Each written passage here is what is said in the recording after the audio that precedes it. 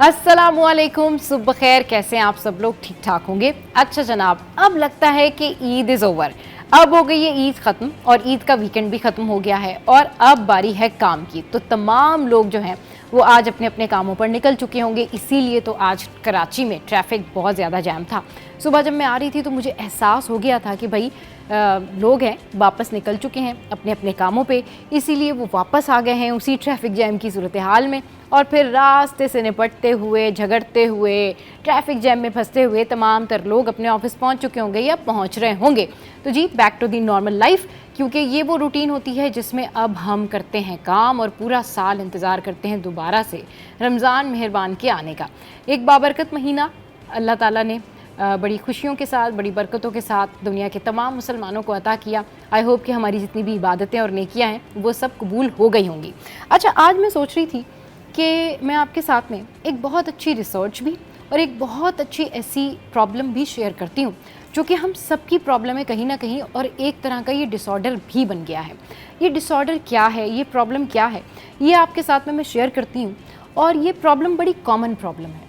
ये प्रॉब्लम कुछ इस तरीके की है कि हम देखते हैं कि ओवर थिंकिंग या दिमाग जो है उसके जो ख़यालात हैं वो कभी कभी आपके कंट्रोल से बाहर हो जाते हैं। यानी कि नॉर्मल लाइफ में आप कुछ सोचते हैं या बहुत सारी चीज़ों को एक साथ इकट्ठा करते हैं तो आप स्ट्रेस में आ जाते हैं। जैसे किसी को किसी के पैसे देने हो, जैसे किसी का किसी से कभी कोई ब्रेकअप हो गया हो, जैसे किसी की भाई से किसी की लड़ाई हो, किसी के बहन से किसी की लड़ाई हो, ऑफिस का कोई इशू हो या कोई भी और इशू हो। तो कभी कभी ये ओवर थिंकिंग हमारे दिमागों के कंट्रोल से बाहर हो जाती है और ये ख़यालात जो हैं वो आप इनको स्टॉप नहीं कर पाते। इसके लिए बारी जो है वो ऐसी रेमेडीज़ होती हैं। इसके लिए बहुत सारी ऐसी चीज़ें होती हैं जिसके लिए लोग सुकून की टैबलेट्स भी खाते हैं कि जी हम तो हर वक्त सोचते रहते हैं या हम तो हर वक्त ओवर थिंकिंग करते रहते हैं और हमें बड़ी प्रॉब्लम होती है। तो इसके लिए इन तमाम तर ओवर थिंकिंग को, इन तमाम तर स्ट्रेस वाले थॉट्स को रोकने के लिए एक रेमेडी है जो मैं आपके साथ में आज शेयर करने जा रही हूँ।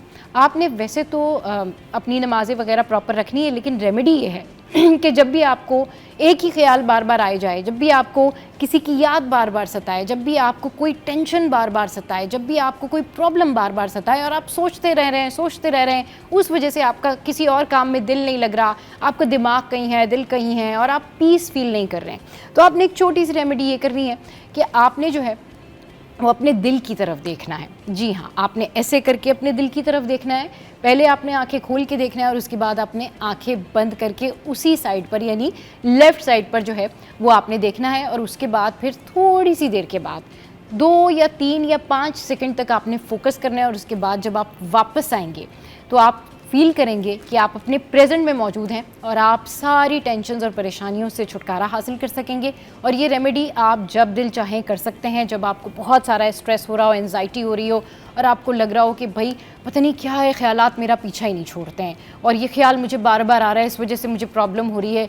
किसी सैडनेस का ख्याल आ रहा है, किसी आपको कोई ऐसी चीज़ का ख्याल आ रहा है जो आपका कोई लाइफ का बहुत बड़ा कोई ऐसा पैच है, कोई बहुत बड़ा कुछ पास्ट में ऐसा हुआ है, तो उससे आप छुटकारा पा सकते हैं। तो है ना अच्छी टिप, आपने ये ज़रूर ट्राई करना है और ज़रूर आपने मुझे हमारे सोशल साइट्स के ऊपर बताना है कि आपको ये टिप, ये रेमेडी कैसी लगी। अच्छा जी, अब हम बढ़ जाते हैं आगे और हमारे पास क्या है? हमारे पास है जी शुमाइला का टोटका। और शुमाइला ने आज हमें क्या बताया? शुमाइला ने हमें बताया है कि गर्मी में जिल्द की ठंडक का टोटका। अच्छा जी, आप क्योंकि जिल्द के बहुत सारे इश्यूज़ होते हैं और सूरज है, आग बरसाता है, और जब आग बरसाता है तो सबसे ज़्यादा इफेक्ट आपकी स्किन होती है। तो आपने क्या करना है जी? आधा खीरा कद्दूकश करो। अच्छा जी, शुमाइला कह रही है भाई आधा खीरा आपने कद्दूकश करना है। फिर आपने क्या करना है कि 2 चम्मच गुलाब का अर्क लें और 1 चम्मच एलोवेरा जेल मिक्स कर दें। अच्छा जी, फिर उसके बाद रुई से चेहरे पर लगाएं, 20 मिनट बाद धो लें। फिर जेल जो है वो आपकी तरोताज़ा, ठंडी और निखरी हो जाएगी। ये तो बड़ा ज़बरदस्त जो है वो टोटका शुमाइला ने हमारे साथ में शेयर किया है और ये आपने ज़रूर अप्लाई करके देखना है। अच्छा जी, अब हम कुछ बात कर लेते हैं सिटी अपडेट्स क्या हैं। तो सिटी अपडेट्स जो हैं वो देखते हैं कि सोना ख़रीदना भी होगा, लोगों ने सोना बेचना भी होगा और ईद के बाद सीज़न है वेडिंग सीज़न, तो इसमें तो ज़्यादातर लोग सोना ख़रीदने जाते हैं। तो सोने के हवाले से आपके साथ में ये खबर शेयर करते हैं कि सोने की कीमत में हो गई बड़ी कमी। दिस इज़ गुड टाइम कि आप सोना ख़रीद लें। और फिर आलमी मार्केट में सोना $51 सस्ता होकर $3038 फ़ी औंस तक गिर गया है। 1 तोला सोना $5500 सस्ता हो गया है। 1 तोला सोने की कीमत कम होकर 3,20,000 रुपए पर आ गई है और 10 ग्राम सोना 44,714 रुपए सस्ता होकर 2,54,348 रुपए का हो गया है। और भाई चांदी की भी बात कर लेते हैं, तो चांदी जो है 1 तोला चांदी 460 रुपए कमी के बाद 3,120 रुपए पर आ गई है। तो ये तो जनाब हो गए सोने की कीमतें जो कि मैंने आपके साथ में शेयर की। अच्छा, अब मैं आपके साथ में शेयर करती हूँ कि आपने पकाना क्या है।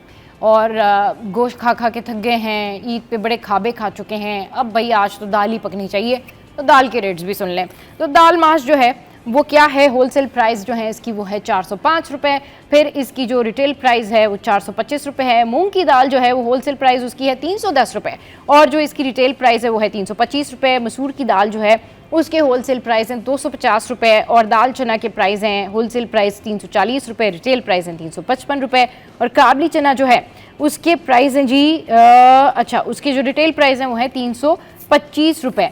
तो ये तो जो मैंने आपके साथ में शेयर किए रेट्स। इसके अलावा अब मटन पे चलते हैं जी। मटन जो है वो 2,000 रुपये और फिर अंडे जो हैं वो 260 रुपये दर्जन है, फिर चिकन जो है वो 650 रुपये है और बीफ और बछिया जो है वो 1150 रुपये है। तो ये तो तमाम तर सिटी अपडेट्स हैं। और अगर मैं बात करूँ सेल्स की कि भाई सेल्स लगी हुई हैं, तो भाई सेल्स जो हैं अब ईद के बाद क्योंकि सेल्स ख़त्म हो जाती हैं और अब आगे जो सीज़न आएगा उसमें सेल्स लगेंगी, लेकिन अभी क्योंकि बहुत सारी चीज़ें ऐसी हैं जो कि फ्रेश जो है आनी है मार्केट में, तो वो उस हवाले से हम आपको अपडेट करेंगे। अच्छा, अब क्या बात है, अब बात ये है कि शो में आज क्या कुछ है। शो में आज बहुत कुछ है आपके लिए। आज डेफिनेटली हम आपको बताएंगे कि दुनिया भर में आलमी यौम सेहत मनाया जा रहा है और इसमें इस बार जो फोकस किया गया है, जिस थीम पर फोकस किया गया है वो मैटरनल हेल्थ वाले से है, वो न्यू बॉर्न के हेल्थ के हवाले से, जिसके ऊपर बात करने के लिए हमें हेल्थ एक्सपर्ट भी ज्वाइन करेंगी। हमारे करस्पॉन्डेंट्स हमारे साथ होंगे, आपके साथ दुनिया भर से जो टॉप स्टोरीज़ है वो भी शेयर करेंगे। इसके अलावा आज हम बात करेंगे प्लांटेशन के ऊपर और बहुत कुछ है आपके लिए, लेकिन आपने कहीं नहीं जाना, ऐसे ही हमारे साथ जुड़े रहना है। तो देखते रहिए सिटी एट 10।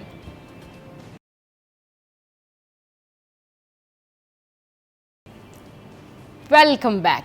तो जनाब इस वक्त हम आ गए वापस और हमारे साथ हमारे करस्पॉन्डेंट भी मौजूद हैं और ब्यूरो चीफ कराची अशरफ भाई भी मौजूद हैं। लेकिन इनको इंट्रोड्यूस कराने से पहले आपके पास हम शेयर करते हैं एक शॉर्ट न्यूज़। और शॉर्ट न्यूज़ ये है कि दानिश तैमूर और आयजा खान की फुटबॉल मैच के दौरान खूबसूरत तस्वीरें जो वो वायरल हो गई हैं और उन्होंने सोशल मीडिया पर जो है ये तस्वीर अपडेट की हैं। आप देख सकते हैं कि दोनों कितने खुश नजर आ रहे हैं। दानिश तैमूर ने जो रमज़ान ट्रांसमिशन की उसके बाद अब इनकी ये तस्वीरें जो हैं वायरल हुई हैं।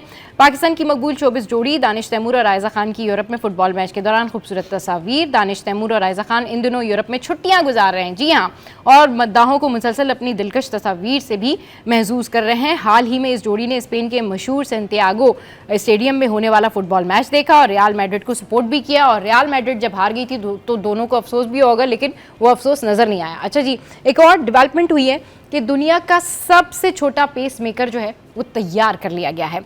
दिल के मरीजों के लिए खुशखबरी है और साइंसदानों ने दुनिया का सबसे छोटा पेसमेकर तैयार कर लिया है जो सर्जरी के बगैर सिर्फ इंजेक्शन से लगाया जा सकता है। ये पेसमेकर ना बैटरी से चलता है, ना इसको तारों की ज़रूरत होती है, बल्कि रोशनी से तवानाई लेता है और सीने पर लगी एक वेरेबल डिवाइस से ये कंट्रोल होता है। ख़ास तौर पर नौमौलूद बच्चों और आर्जी दिल के मसाइल वाले मरीज़ों के लिए मुफीद है। चंद दिन बाद ये खुद ब खुद खून में जज्ब हो जाता है, यानी दोबारा सर्जरी की भी ज़रूरत नहीं पड़ती है। तो दिस इज़ वेरी गुड। ये डेवलपमेंट होनी चाहिए और मरीज़ों के लिए आसानियाँ होनी चाहिए। अच्छा जी, एक और बात यह है हेल्थ से रिलेटेड। बलूचिस्तान जो है रवा साल कॉन्गो वायरस का दूसरा केस सब रिपोर्ट हो गया है। तो कोयटा के फातिमा जिन्ना अस्पताल में ज़ेरे इलाज मरीज़ में कॉन्गो वायरस की तस्दीक हो गई है। अस्पताल इंतजामिया के मुताबिक 19 साल के मरीज का ताल्लुक किला सैफुल्ला से है, जिसका इलाज जारी है। बलूचिस्तान में रवा साल कॉन्गो वायरस का ये दूसरा केस है। कॉन्गो वायरस से जहाँ भाग पहले मरीज का ताल्लुक भी पशीन से था। अच्छा, एक और न्यूज़ जिसने जो है वो सबको हैरान और परेशान किया हुआ था, and it's about Simpson cartoon. अच्छा जी, ट्रंप की 12 अप्रैल 2025 को इंतकाल की पेश गोई वाली AI जनरेटेड तस्वीर वायरल हो गई है, जिसके चर्चे हो रहे हैं। लोग इस हवाले से काफ़ी ज़्यादा बातें कर रहे हैं। आर्टिफिशियल इंटेलिजेंस से बनी ट्रंप की तस्वीर ने हकीकत और फसाने का फ़र्क ही मिटा दिया है। अमरीकी कार्टून सीरीज सिम्पसन के करैक्टर के अंदाज में बनी ट्रंप की तस्वीर सोशल मीडिया पर वायरल हो रही है। AI जनरेटेड तस्वीर में ट्रंप कार्टून करैक्टर को ताबूत में दिखाया गया है। AI जनरेटेड क्लिप में अमरीकी सदर की 12 अप्रैल 2025 को इंतकाल की पेशगोई की गई है। सिम्पसन कार्टून सीरीज के एग्जीक्यूटिव प्रोड्यूसर मैट सेल्विन का कहना है कि इस हवाले से वायरल वीडियो का सिम्पसन सीरीज से बहरहाल कोई ताल्लुक नहीं है। वीडियो क्लिप आर्टिफिशियल इंटेलिजेंस और ग्राफिक्स इफेक्ट से बनाया गया है। तो सिम्पसन दुनिया भर में सबसे ज़्यादा पसंद किया जाने वाला एनिमेटेड टीवी शो है, जिसमें मुतादिद अहम हालात और वाक़यात की पेशगोइयाँ भी की गई हैं। और इससे पहले भी 2020 में डोनाल्ड ट्रंप की पहली मुद्दत सदारत में भी सिम्पसन का ये क्लिप जारी हुआ था। तो जनाब, दुनिया भर से लेकर और यहाँ तक की जो टॉप स्टोरीज़ हैं वो हमने आपके साथ में शेयर की। अशरफ भाई ब्यूरो चीफ कराची हमारे साथ मौजूद हैं और मिराज भाई हमारे साथ मौजूद हैं। अशरफ भाई, वेलकम टू द शो। कैसे हैं आप? मिराज भाई कैसे हैं आप? ठीक ठाक, अल्हम्दुलिल्लाह, बिल्कुल ठीक। अच्छा अशरफ भाई, क्योंकि जब हम बहुत सारी बातें कर रहे होते हैं तो उसमें एक बात ये होती है कि कराची में बेतहाशा मसाइल हैं, लेकिन अब ये होने लगा है कि कराची के जो शहरी हैं वो इस मामले में वोकल हो गए हैं और एहतजाज की सूरत इख्तियार कर लेते हैं। गैस की जो लोड शेडिंग है, बिजली की लोड शेडिंग, अब बहुत सारे इलाकों में इस तरह से बातें हो रही हैं कि जी गैर एलानिया लोड शेडिंग शुरू हो गई। अभी गर्मी की आमद है, गर्मी आई ही है कि आप देखें कि गैस की लोड शेडिंग शुरू हो गई, बिजली की जो है वो मामलात गड़बड़ होना शुरू हो गए हैं। इसके अलावा और भी ऐसे मसाइल हैं जैसे कि महंगाई। ये तीनों चीज़ें जो है वो एक दूसरे के साथ साथ चल रही हैं और ये एक दूसरे का साथ नहीं छोड़ रही हैं। लेकिन अब इंतहा ये है कि लोग बाहर निकलते हैं, सड़कों पर एहतजाज करते हैं, लोग बेइंतहा परेशान हैं। आपको क्या लगता है कि ये मसला किस तरह सॉल्व हो सकता है? ये जो काम वाला है, इंतज़ामिया है, क्या रहे हैं इस पर? देखिए, सबसे पहले हमें देखना होगा कि कराची की आबादी बहुत तेज़ी से बढ़ी है 10 सालों में। 2 मरदमशुमारी हुई, 2 मरदमशुमारी में अगर हम सिर्फ देख लें, मरदमशुमारी की फिगर लेते हैं 1.5 करोड़ से 2 करोड़, तो आप 10 साल की जो मरदमशुमारी देखें तो इस पूरे मुल्क से जो लोग आए हैं ना, तो आपकी आबादी शहर की बहुत तेज़ी से बढ़ी है। आबादी बढ़ने से डिमांड बढ़ी है। सही। इसमें बताऊँ 35 लाख मकानात हैं जिनको डिमांड बिजली की चाहिए, आपको गैस चाहिए, गैस है नहीं, और जब गैस नहीं है तो लोग सिलेंडर की तरफ जाते हैं। अब सिलेंडर का भी मसला है, एलपीजी का कि सरकारी कीमत आई है 250 रुपए, बिक रहा है 290 रुपए, यानी आवाम की जेब से जो डाका डाला जा रहा है 40 रुपए पर केजी का। और खुलेआम ओगरा एक रेगुलेटरी अथॉरिटी है, वो प्राइस जारी करती है पूरे महीने की। अब हम अप्रैल के लिए उन्होंने जो है वो प्राइस जारी की कि 250 रुपए एलपीजी फी किलो, मगर मार्केट में 290 रुपए बिक रही है। और अगर हम पंजाब में जाएं, वहाँ गैस का ज़्यादा बुरान है तो वो और 300 रुपए भी बिक रही है। अब मसला ये है कि आपने एक प्राइस दी, अब ओगरा पेट्रोल की प्राइस निकालता है ना, पूरे मुल्क में एक ही प्राइस पे पेट्रोल मिलता है और डीजल मिलता है। तो जब ओगरा एलपीजी की प्राइस निकाल रहा है कि इंटरनेशनल मार्केट आपको पता है क्रैश की हुई है, और प्राइस नीचे आ रही है। अब यहाँ जो ये माफिया है ना, ये इतनी बड़ी माफिया है एलपीजी का जो कारोबार करते हैं, एक तो इलीगल काम करते हैं, जगह जगह ये बंदे जो हैं अनट्रेन बंदे वो एलपीजी बेच रहे हैं, लोग लेके जाते हैं गैर मियारी सिलेंडर लेके जाते हैं, क्योंकि गैस नहीं है, चूल्हा तो चलाना है ना।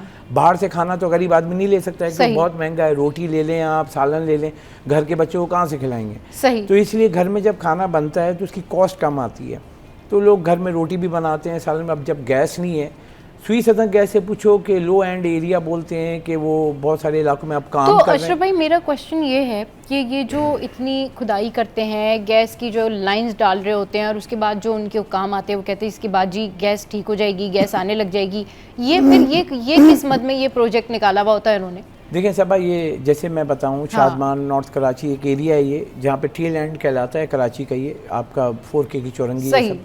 वहाँ पे सुई सदन गैस ने और मुख्तलिफ इलाकों में काम शुरू किया कि पहले उन्होंने मेन लाइन के साथ साथ जो गलियों में लाइनें थी ना वो डाली, जो हर तरफ खुदाई नज़र आ रही। अब मेन लाइन से कनेक्ट करेंगे। अब आप सोचें ना कि 40 साल हो गए जो गैस की सप्लाई लाइन डली, वो कभी डली नहीं। अब लोहे की पाइप थे वो गल गए, आपको गैस लीकेज आ रही है, ये सारी आ रही है। तो अब ये जब काम होगा तो इट विल टेक टाइम। अब ये काम तो करें, लेकिन 40 साल पहले, मतलब हर 5 साल बाद, 10 साल बाद कोई चीज़ भी पाइप डालते हैं उसकी लाइफ होती है। अब ये डाल रहे हैं तो अब एक साथ इन्होंने हर जगह पे छेड़ दिया, तो एक साथ तो काम नहीं हो सकता ना। काम नहीं हो सकता। आप फेस वाइज अगर करते, अब जैसे नॉर्थ कराची में एक सेक्टर कर लेते, फिर दूसरा सेक्टर, पूरा नॉर्थ कराची खोद दिया, फिर उसको मेन लाइन से कनेक्ट करेंगे, तो इसके लिए जो वक्त लगेगा, जो अभी रमज़ान में हमारी मुलाकात हुई थी जो एक्टिंग मैनेजिंग डायरेक्टर हैं सुई सदन गैस के, उन्होंने कहा कि हम पूरे कराची में 25 अरब रुपए की मालियत से पूरी पाइपलाइनें चेंज कर रहे हैं। अब इसमें यह कि कराची बहुत बड़ा है, इस मुल्क का सबसे बड़ा शहर है, इस मुल्क की सबसे बड़ी आबादी वाला शहर है, इतनी आबादी वाले तो मुल्क होते हैं। तो वहाँ की जो डिमांड है उसको फुलफिल करने के लिए गैस तो कम हो गई है, लेकिन साथ में जो लीकेज है, लाइन लॉसेस हैं, ये सब है, तो उसको अगर ख़त्म करना है 18% है, यानी कि आप 100 रुपये की गैस डालते हैं तो 18 रुपये की गैस ज़ाया हो जाती है क्योंकि पाइप लाइनें लीक हैं। अब इन्होंने जो मुकामात हैं, सिर्फ कराची की बात करूँ, हज़ारों की तादाद में मुकामात हैं जहाँ गैस लीकेज, जो आपने देखा होगा, हमने कई फुटेज दी जो सड़क के ऊपर से गटर के अंदर आग लगी हुई है, ये सब क्योंकि वो जो पाइपलाइन जा रही है लीक हो गई है। आपने कभी काम नहीं किया, अब वो काम करना है तो आपको पूरी गली खोदनी पड़ेगी, फिर पाइपलाइन डालनी पड़ेगी और उसकी फिर कॉस्ट है। अगर हम ये पिछले 10 साल में करते तो पिछले 10 साल पहले जो प्राइस थी और अभी हम प्राइस लें पाइप की तो 5 गुना बढ़ गई, जो महंगाई की आपने बात की। तो इसलिए प्रोजेक्ट डिले क्यों होते हैं? इसलिए होते हैं कि उसकी कॉस्ट बढ़ जाती है।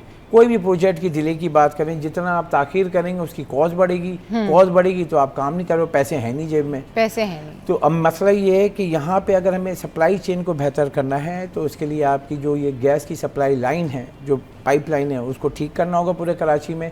और साथ ही गैस ये जो बोल रहे हैं ना नहीं है, तो सिंध अभी पहले बलूचिस्तान में एक वक्त था कि सुई से सबसे ज़्यादा गैस है, लेकिन इस वक्त पूरे मुल्क में सबसे ज़्यादा गैस सिंध से निकल रही है। सही। और उसके बावजूद जैसे वज़ीर आला सिंध जो है मुराद अली शाह कई बार बोलते रहे कि जो आइन के तहत जो है जिस सूबे से गैस निकलती है उसका मिलना चाहिए। तो सिंध में पूरी जो है गैस का वहाँ मसला है। हम तो कराची का रोना रोने, अगर आप हैदराबाद से आगे जाएंगे ना, जाके पूछें वहाँ तो आती ही नहीं है। तो मेन ये कि जो कुदरती गैस है हमारी वसाइल से निकल रही है ना, हमारी लोकल है गैस, तो गरीब आदमी के लिए कि समझ लें कि ये मतलब कि महंगाई कंट्रोल करने के लिए सबसे अहम है। घर में जब आपको गैस आ रही है, एलपीजी मैंने कितनी बताई आपको, 290 रुपए 290, और लोग यही कह रहे हैं कि हम एलपीजी भरवा कर थक गए हैं, गैस आती नहीं है। मतलब लोगों के पास, लोगों की तनख्वाहें इतनी नहीं है जितनी वो एलपीजी भरवाएं, खाना पकाएं, खाना खाएं, क्या करें। कैमरामैन बैठे हुए हैं तो आप एक घर के आम जिसमें गीजर नहीं है, आम चूल्हे की बात करें, जो 500-600 रुपए का महीने का बिल आता है, कितना? 600 रुपए का। सही। एलपीजी का सिलेंडर अगर 10 किलो भरवाते हैं तो 3000 रुपए का पड़ता है। 3000 रुपए का, बिल्कुल सही। 3000 की कॉस्ट और 600 रुपए, गरीब आदमी 3000 महीने में कितनी दफा दे देगा? कितनी दफा दे देगा? सही है। तो अब ये काम है, देखें जो आपका आईन पाकिस्तान है वो कहते हैं कि रोटी, कपड़ा, मकान, यूटिलिटीज, ये हुकूमत का काम है देना। हुकूमत ने इदारे बनाए हुए हैं, इदारे काम नहीं करते हैं, तो हुकूमत का काम है ना उन इदारे के जो लोग हैं काम नहीं कर रहे उनको घर भेजें। सही। आप जब तक जो काम नहीं कर रहा है उसके ऊपर आप कार्रवाई नहीं करेंगे, उसको घर नहीं भेजेंगे, दूसरा नहीं सुधरेगा। सही। ये हमारा अलमिया है कि हम जब एक्शन लेते हैं ना तो उसके सुनते हैं, पे खत्म कर देते हैं। आप आगों को ठीक करना है ना, तो आप ये जो गलती कर रहे हैं ना, आपको घर भेजें। हमारे यहाँ क्या, अभी मैं वो बताऊँ, एक हमारे यहाँ सरकारी इदारे हैं जैसे PIA है, स्टील मिल है, आप यकीन करें 9 साल से बंद है स्टील मिल, आज भी प्रोटेस्ट करें कि हमें निकाल दिया। वो भाई 9 साल से इदारा बंद है, आप वहाँ नौकरी पे कैसे बैठे हुए हो भाई? मतलब आप कहीं और चले जाओ, आपको पता है वो इदारा बंद है। तो ये हमारी मईशत को ना ये दीमक की तरह ये चीजें खा रही हैं। तो इसको ठीक करना है तो आपको सिस्टम को ठीक करना होगा, आवाम को तभी सहूलत मिल सकती है। बिल्कुल ठीक कह रहे हैं मिराज भाई। इसका मसले का हल क्या है, मतलब आप किस तरह से देख रहे हैं? पहली एक तो जराइम से कराची लड़ रहा है कि वो स्ट्रीट क्राइम्स, मोबाइल स्नैचिंग, अब गर्मियों की आमद हो गई है तो अब इन गर्मियों में माशाल्लाह से लोड शेडिंग की खबरें भी जो है वो सामने आ गई हैं। वसीम ने जो है वो बड़ी ज़बरदस्त कल रिपोर्ट बनाई गैस के ऊपर, अगर हमारे पास है तो बिल्कुल हम चलाते हैं, थोड़ी देर में दिखाते हैं आपको कि ये मैटर कैसे सॉल्व होगा। मतलब पहले ही गर्मी, परेशानी और बहुत ज़्यादा जो है वो लोग अपनी बेरोज़गारी से परेशान है, महंगाई से परेशान है, उल्टा ये लोड शेडिंग। देखिए मुझे तो ऐसा लगता है हुकूमत इसी प्लान पर काम कर रही है कि ये मसाइल कभी हल ही ना हो। अच्छा, जैसे कि अशरफ भाई की बात को लेकर चलूँगा मैं आगे, लाइनें खुद रही हैं, जगह जगह आपको यही नज़र आ रहा है कि बस हर जगह खुदाई हुई है, लोग परेशान हैं, गलियों में भी परेशान है, सड़कों में भी परेशान है, कहीं तामीराती काम चल रहा है, कहीं तरक्याती काम चल रहे हैं। बात ये कि एक तो सबसे बड़ा फुकदान है प्लानिंग का, ठीक है ना। दुनिया में कोई भी काम, अगर आप अपने घर में भी कोई काम करते हैं तो छोटा मोटा एक प्लान तो तैयार करते हैं ना कि अगर मैंने इस काम को करना है तो इसके लिए मुझे क्या तरीक़ेकार रखना पड़ेगा, क्या तरीके। हमारे यहाँ प्लानिंग का इशू है। अच्छा, दूसरा जो अशरफ भाई ने बात की जी, बजट, जाहिर सी बात है अगर एक काम हो रहा है तरक्याती तो उसका एक बजट है। अब उस बजट को आप एक साल में आपने यूज़ करना है, ठीक है ना। लेकिन हमारे यहाँ मुबैना तौर पर करप्शन के मामला इतने सारे हैं और कोई भी जो हमारा कौमी इदारा है वो उससे महफूज नहीं है। सही, ठीक है ना। तो वो जानबूझकर भी इसको इतना डिले करते हैं कि वो नेक्स्ट ईयर पे चला जाए, नेक्स्ट ईयर बजट पे चला जाए। सही। किसी भी चीज़ को आप अगर इस साल के रेट से कोई भी चीज़ खरीदते हैं, जाहिर सी बात है अगले साल उसने महंगा ही होना है, तो वो फिर बजट आउट होता है, बजट आउट होता है तो उसमें 10 चीज़ें और निकलती हैं करप्शन से मुतालिक। तो बहुत सारे लोगों के यहाँ पर यही मसाइल हैं जो कि इदारों में बैठे हुए हैं। उनका तरीक़ेकार यही होता है कि जी अगर 1 साल का काम है तो उसको 5 साल में मुकम्मल करना है, और 5 साल में मुकम्मल करना है तो अगर करप्शन का रेशियो उसमें 10% था तो वो 50% पे चला जाता है। तो हमारे ये सारे मसाइल हैं और मुझे तो वाकई ऐसा लगता है कि कोई भी संजीदा नहीं है। हम तो चले कराची की बात करेंगे, कराची के मामलात को देखने में, चाहे वो स्ट्रीट क्राइम और जराइम के मामलात हों, आईजी साहब कितने बड़े दावे करें, अपने एडिशनल आईजी साहब जो हैं पुलिस चीफ, वो कितने भी बड़े दावे करें, आपको उन्होंने उलझा दिया आदाद व शुमार के मामलात में कि जी इतने परसेंट पिछले साल क्राइम था, इतने परसेंट कम हो गया। लेकिन नहीं, जो हमें प्रैक्टिकली सामने नज़र आ रहा है ना, उसमें हमें तो कोई कमी नज़र नहीं आ रही है। क्राइम जो रिपोर्टेड है उसकी अलग बात है, जो अनरिपोर्टेड है उसका तो कोई पूछने वाला ही नहीं है। उसका तो कोई पूछने वाला ही नहीं है, बिल्कुल। और जिस तरह से इस वक्त हम बात कर रहे हैं तो हम रोज़ाना यही बात कर रहे होते हैं कि भाई एक्चुअल में होगा क्या। तो जनाब ये तो बातें हो रही हैं गैस के हवाले से, कुछ मौसम के बारे में बात करते हैं। और मौसम के हवाले से हम आपको एक रिपोर्ट दिखाएंगे, क्योंकि मौसम जो है वो बहुत ज़्यादा गर्म हो गया है और गर्मियों में बहुत ख़ास ख्याल रखना पड़ता है कि आप जो है वो अपना ख्याल रखें और गर्मियों में आप किस तरीके से जो है वो चीज़ें मैनेज कर सकते हैं। तो इस हवाले से हमारी करस्पॉन्डेंट है अक्सा, उन्होंने एक रिपोर्ट तैयार की है और देखिए कि आज क्या है मौसम और शहर कायद का मौसम कैसा है और ओवरऑल वो क्या बता रही हैं। शहर कायद में मतला साफ लेकिन तेज धूप और दिन भर गर्म हवाओं का राज। दर्जे हरारत 39 डिग्री सेंटीग्रेड तक जा पहुंचा। कराची के शहरी सख्त गर्म मौसम के लिए हो जाएं तैयार। महकमा मौसमियात ने पेशगोई की है कि आइंदा दिनों दर्जे हरारत 40 डिग्री सेंटीग्रेड तक पहुंच सकता है। अप्रैल के महीने में मामूल से ज्यादा गर्मी होगी, तेज धूप के साथ गर्म हवाएं चलेंगी। महकमा मौसमियात ने शहरियों को एहतियाती तदबीर इख्तियार करने का मशवरा दे दिया। माहिरीन का कहना है कि दिन के औकात में गैर ज़रूरी तौर पर घरों से बाहर ना निकलें, सर को ढाँप कर रखें, लीमू पानी और दीगर मशरूबात का ज़्यादा से ज़्यादा इस्तेमाल करें, हल्के सूती और ढीले कपड़े पहनें। अक्सा शेख, सिटी 21। तो जनाब आपने ये रिपोर्ट देखी कि शहर कायद का मौसम जो है अब वो गर्म हो गया है और जैसे ही ईद आई है और रमज़ान गए तो उसके बाद जो है ये मौसम काफ़ी गर्म हो गया है। अच्छा जी, क्योंकि अब स्टॉक मार्केट के हालात जो हैं उस हवाले से अशरफ भाई हमारे साथ बैठे हैं, लेकिन उससे पहले हम अशरफ भाई की एक रिपोर्ट देखते हैं, उसके बाद फिर उस पर डिस्कस करेंगे। ये रिपोर्ट देखिए।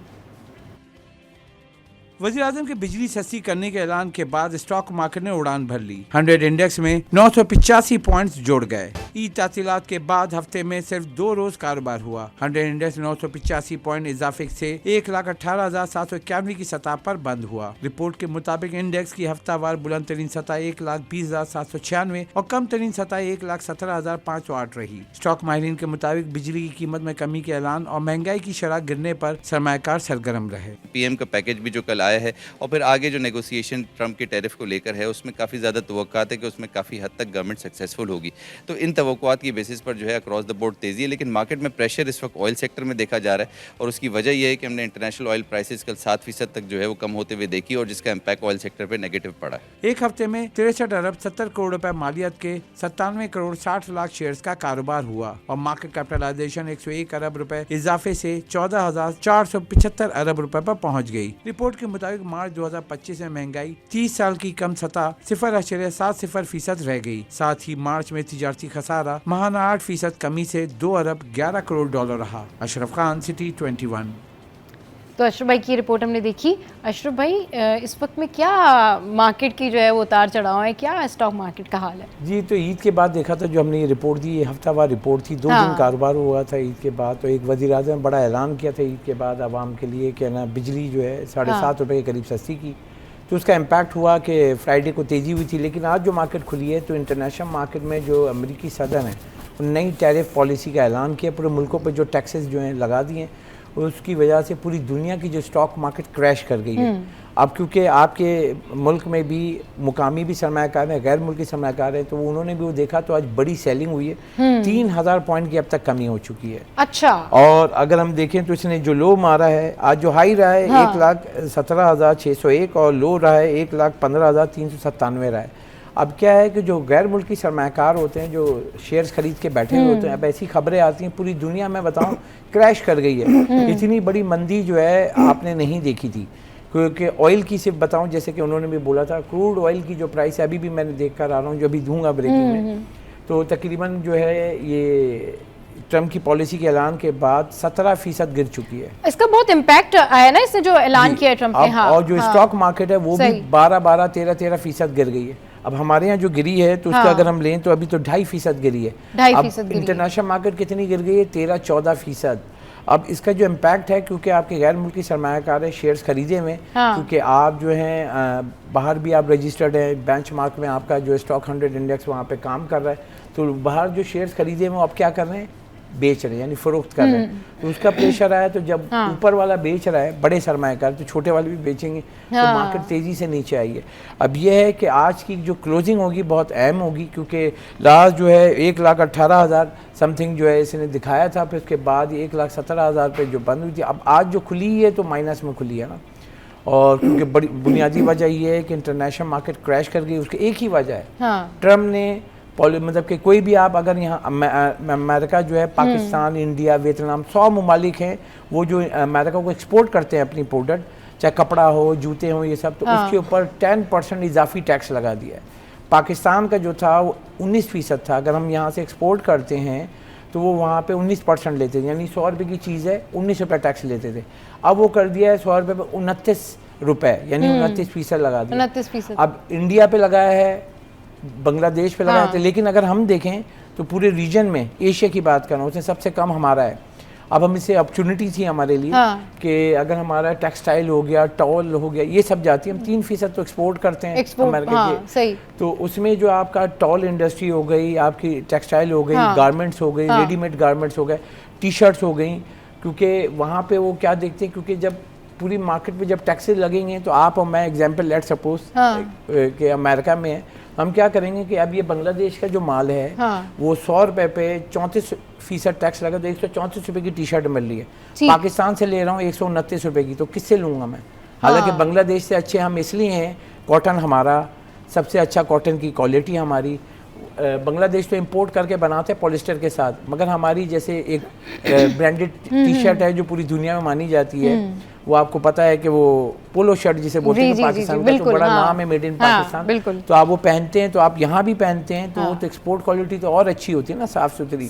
तो वो जो प्राइस है वो 129 रुपये की मिलेगी और ये 134 रुपये की, तो कौन सी लेंगे आप? कौन सी? यकीनन सस्ती वाली लेंगे। तो इसके लिए क्या है कि हमें अपनी क्वालिटी बेहतर करनी होगी, प्रोडक्शन बढ़ानी होगी, तो हम ये इंडिया और बांग्लादेश का जो ऑर्डर है ना वो हम ले सकते हैं। एक अपॉर्चुनिटी यही है क्योंकि हमारे पर टैक्स कम लगा है। अब ये जो मैंने खबर दी थी, बहुत सारे लोग कह रहे थे कि टैक्स लग गया, एक्सपोर्ट कम हो जाएगी। वो भाई अगर टैक्स लगा है तो लग गया ना, आपके बोलने से ख़त्म नहीं होगा, क्योंकि अमेरिकी सदर ने लगाया। अब उसको हम ऑप्शन देखना होगा, हम फ़ायदा कैसे उठा सकते हैं। और फ़ायदा आपको बताया, हमारा 29% है, उन लोग का 34% है। तो 34% वाला ऑर्डर अगर हम ले लेंगे काम करके, वो खुद आएगा ना आपके पास ऑर्डर लेने के, भाई इसके बाद टैक्स कम है, इससे ले लो। तो ये पाकिस्तान के लिए एक अपॉर्चुनिटी है आपकी एक्सपोर्ट बढ़ाने के लिए। टेक्सटाइल हो गई, आपकी गारमेंट्स हो गई, लेदर हो गई, सब कुछ उस पर टैक्सेस कम है। अब मसला ये है कि हमारे यहाँ वैल्यू एडिशन, यानी कि अगर मैं कॉटन ही बेच दूंगा, कपड़ा नहीं बनाऊंगा, टी शर्ट नहीं बनाऊंगा, ये सब नहीं करूंगा, तो फिर हम कैसे बढ़ूंगा मैं आगे? कैसे बढ़ेंगे आगे जी? यहाँ पर वक्त एक ब्रेक का, ब्रेक के बाद वापस आएंगे, फिर मजीद डिस्कशन करेंगे। हमारे साथ रहिए। Welcome back. तो अशरफ भाई और महराज भाई हमारे साथ मौजूद हैं। महराज भाई, ओवरऑल जब रमज़ान में हम लोग बात करते थे क्राइम के हवाले से कि कराची में क्राइम रेट जो है वो रमज़ान में बढ़ जाते हैं, तो इस पूरे रमज़ान में क्राइम रेट क्या रहा और अब तक जो ईद पर वाक़यात हुए इन 30 डेज से लेके अब तक क्या क्राइम रेट रहा, किस तरीके से जो है वो पुलिस की कारकर्दगी रही, ज़रा ये हमारे साथ में शेयर कीजिए ताकि लोगों को पता चल सके कि रमज़ान में क्या सूरत हाल रही, क्या वाकई बहुत बेहतर सूरत हाल रही, क्या बाकी चीज़ें कंट्रोल में रहीं। क्योंकि हमने देखा कि बहुत सारे शॉपिंग सेंटर ऐसे भी थे जहाँ से लोगों की गाड़ियाँ भी चोरी हुई, जहाँ से बाइकें भी चोरी हुई और इवन अंदर जो लोग मार्केट में शॉपिंग कर रहे थे उन लोगों के पर्स वगैरह भी चोरी हुए। तो ज़रा बताएँ इस हवाले से। बिल्कुल ऐसा ही है। देखें, अगर हम जनवरी और फरवरी की बात करें तो उसमें जो रेशियो आया था, उसमें एक पर मंथ का जो रेशियो था, जो रिपोर्टेड क्राइम था, वो तकरीबन 6 से 6,500 एक माह का क्राइम था। अच्छा, जनवरी फरवरी तो गुजर गया, उसके बाद फिर रमज़ान शुरू हुआ, तो उसमें हमने देखा कि वारदातों में बहुत ज़्यादा तेज़ी आई। ठीक है ना। तो हमारे यहाँ रूटीन में जो सिर्फ मोटरसाइकिलें जो चोरी होती है शहर के मुख्तलिफ इलाकों से, वो 70 से 100 के दरमियान है, और 20 से 25 छीनी जाती है, मतलब गन पॉइंट पे। मतलब छीनना और चोरी होना अलग अलग वाक़यात होते हैं, लेकिन मजमूई तौर पर हमें 125 बाइक्स जो हैं वो शहर से चोरी और छीनी जाती हैं। ठीक है, और तकरीबन जो 1000 से 700 के करीब मोबाइल फ़ोन जो है वो स्नैचिंग के वाक़यात जो है वो शहर में होते हैं। अच्छा, मार्च जो महीना था, जाहिर सी बात है माह रमज़ान था। अच्छा, माह रमज़ान में लोग निकलते भी ज़्यादा हैं, मार्केट्स में ख़रीदारी भी होती है। अच्छा, पुलिस भी अपने तौर पर सिक्योरिटी के इंतजाम करती है। हमें नज़र आ रहा होता है कैंप्स लगे हुए हैं, सादा लिबास घूम रहे हैं, वॉच टावर्स बना दिए, CCTV कैमराज लगाए हुए।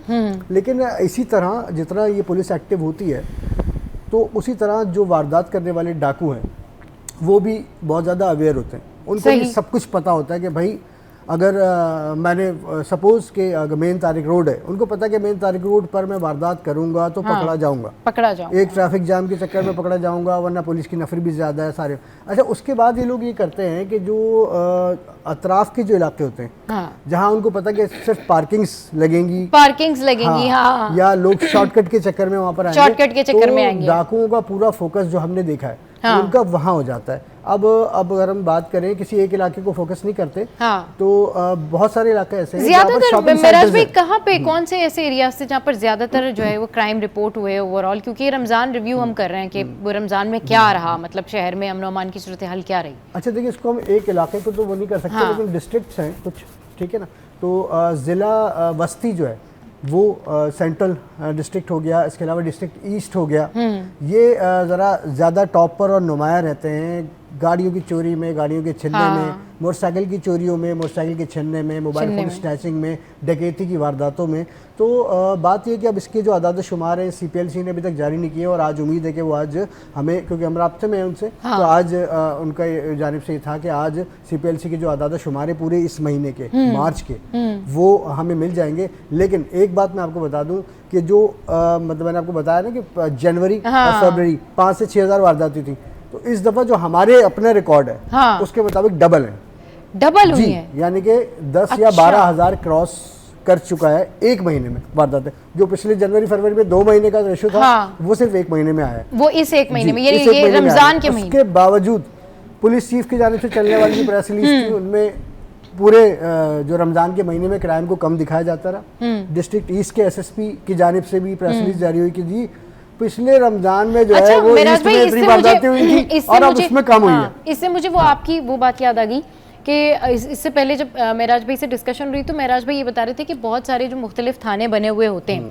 वहाँ पर जब वो क्राइम की कोई खबर जाती है तो वो उसको शायद रिपोर्ट नहीं करते उस वजह से, क्योंकि उनको अपने एरिया का वो सब कुछ ठीक से दिखाना होता है कि हमारे एरिया में कम क्राइम है। तो ये भी एक वजह होती है कि वो जो अनरिपोर्टेड केसेस भी हो जाते हैं, और बहुत सारे ऐसे केसेस होते हैं जो लिखे भी नहीं जाते, मतलब उनके आदाद शुमार भी नहीं होते। मैं इस बारे में थोड़ा सा आपको समझा दूं। जिस थाने में वारदात होती है उसका जो SHO होता है वो अपनी पूरी जान तोड़ कोशिश करता है कि मेरे पास क्राइम का रेट और मेरी जो FIR की बुक है उस पर FIR कम से कम हो, ठीक है ना। राइट। अच्छा, वो अपने आला अफसर को, अपने SSP को और अपने DIG को ये बताता है कि मेरे इलाके में तो बड़ा सुकून है। लेकिन उसके पीछे जो हो रहा था वो मामला ये होता है कि फ़र्ज़ करें, खुदा न करे मेरे साथ कोई वारदात हो जाती है और जब मैं पहुँचता हूँ तो सबसे पहले वो FIR दर्ज नहीं करता। वो ये कहता है यार अच्छा है तो मैं आपके साथ बंदा भेजता हूँ, आप देखें, चेक कराएं और एक दरख्वास्त लिख के हमें दे दें, हम उस पर स्टैंप लगा के आपको दे देंगे, आपके साथ वारदात हो गई। अच्छा, दरख्वास्त उनके पास आई, उस पर स्टैंप लग के मुझे वापस मिल गई, इसकी कॉपी मेरे पास है, ठीक है। लेकिन वो रिपोर्टेड क्राइम नहीं है। सही। रिपोर्टेड क्राइम वो जब होगा जब रोजनामचे की एंट्री पर चढ़ेगा या फिर FIR होगी उसकी, तो वो गिनती में आएगा। और जिस थाने के SHO की जितनी FIR होंगी वारदातों की, उसको उस हवाले से शोकॉज नोटिस मिलते हैं जो कि उसके लिए नुकसानदेह साबित होते हैं। सही। तो वो पूरी कोशिश जो है वो थानेदार यही करते हैं कि उनके इलाके में जो क्राइम हुआ है उसको वो अनरिपोर्टेड ही रहने दें और लोगों को समझा बुझाकर इखलाक के साथ जो है पेश आकर उनके मसाइल को ऐसे हल करते हैं। और उनको वो ये भी सलाह देते हैं कि अरे किन चक्करों में पड़ गए यार, FIR कटवाओगे तो कोर्ट भी जाना पड़ेगा, इन्वेस्टिगेशन भी जाना पड़ेगा, तो अब देख लो। सही। तो वो डरा इतना देते हैं बातों बातों में कि बंदा खुद ही वो कहता है छोड़ो यार इन चक्करों में कौन पड़ेगा। तो हमारे यहाँ तो जो 70% लोग हैं उनका पुलिस पर तो बल्कि 80% से ज़्यादा ही होंगे जिनका पुलिस पर तो कोई एतबार है ही नहीं। बिल्कुल। चलें जी, बहुत शुक्रिया। महराज भाई इस वक्त हमारे साथ मौजूद थे। यहाँ वक्त तो एक ब्रेक का, ब्रेक के बाद जब वापस आएंगे तो फिर मिलवाएंगे आपको हेल्थ एक्सपर्ट से और होगी आलमी यौम सेहत के हवाले से जो दिन मनाया जा रहा है उस पर बात। हमारे साथ रहिए।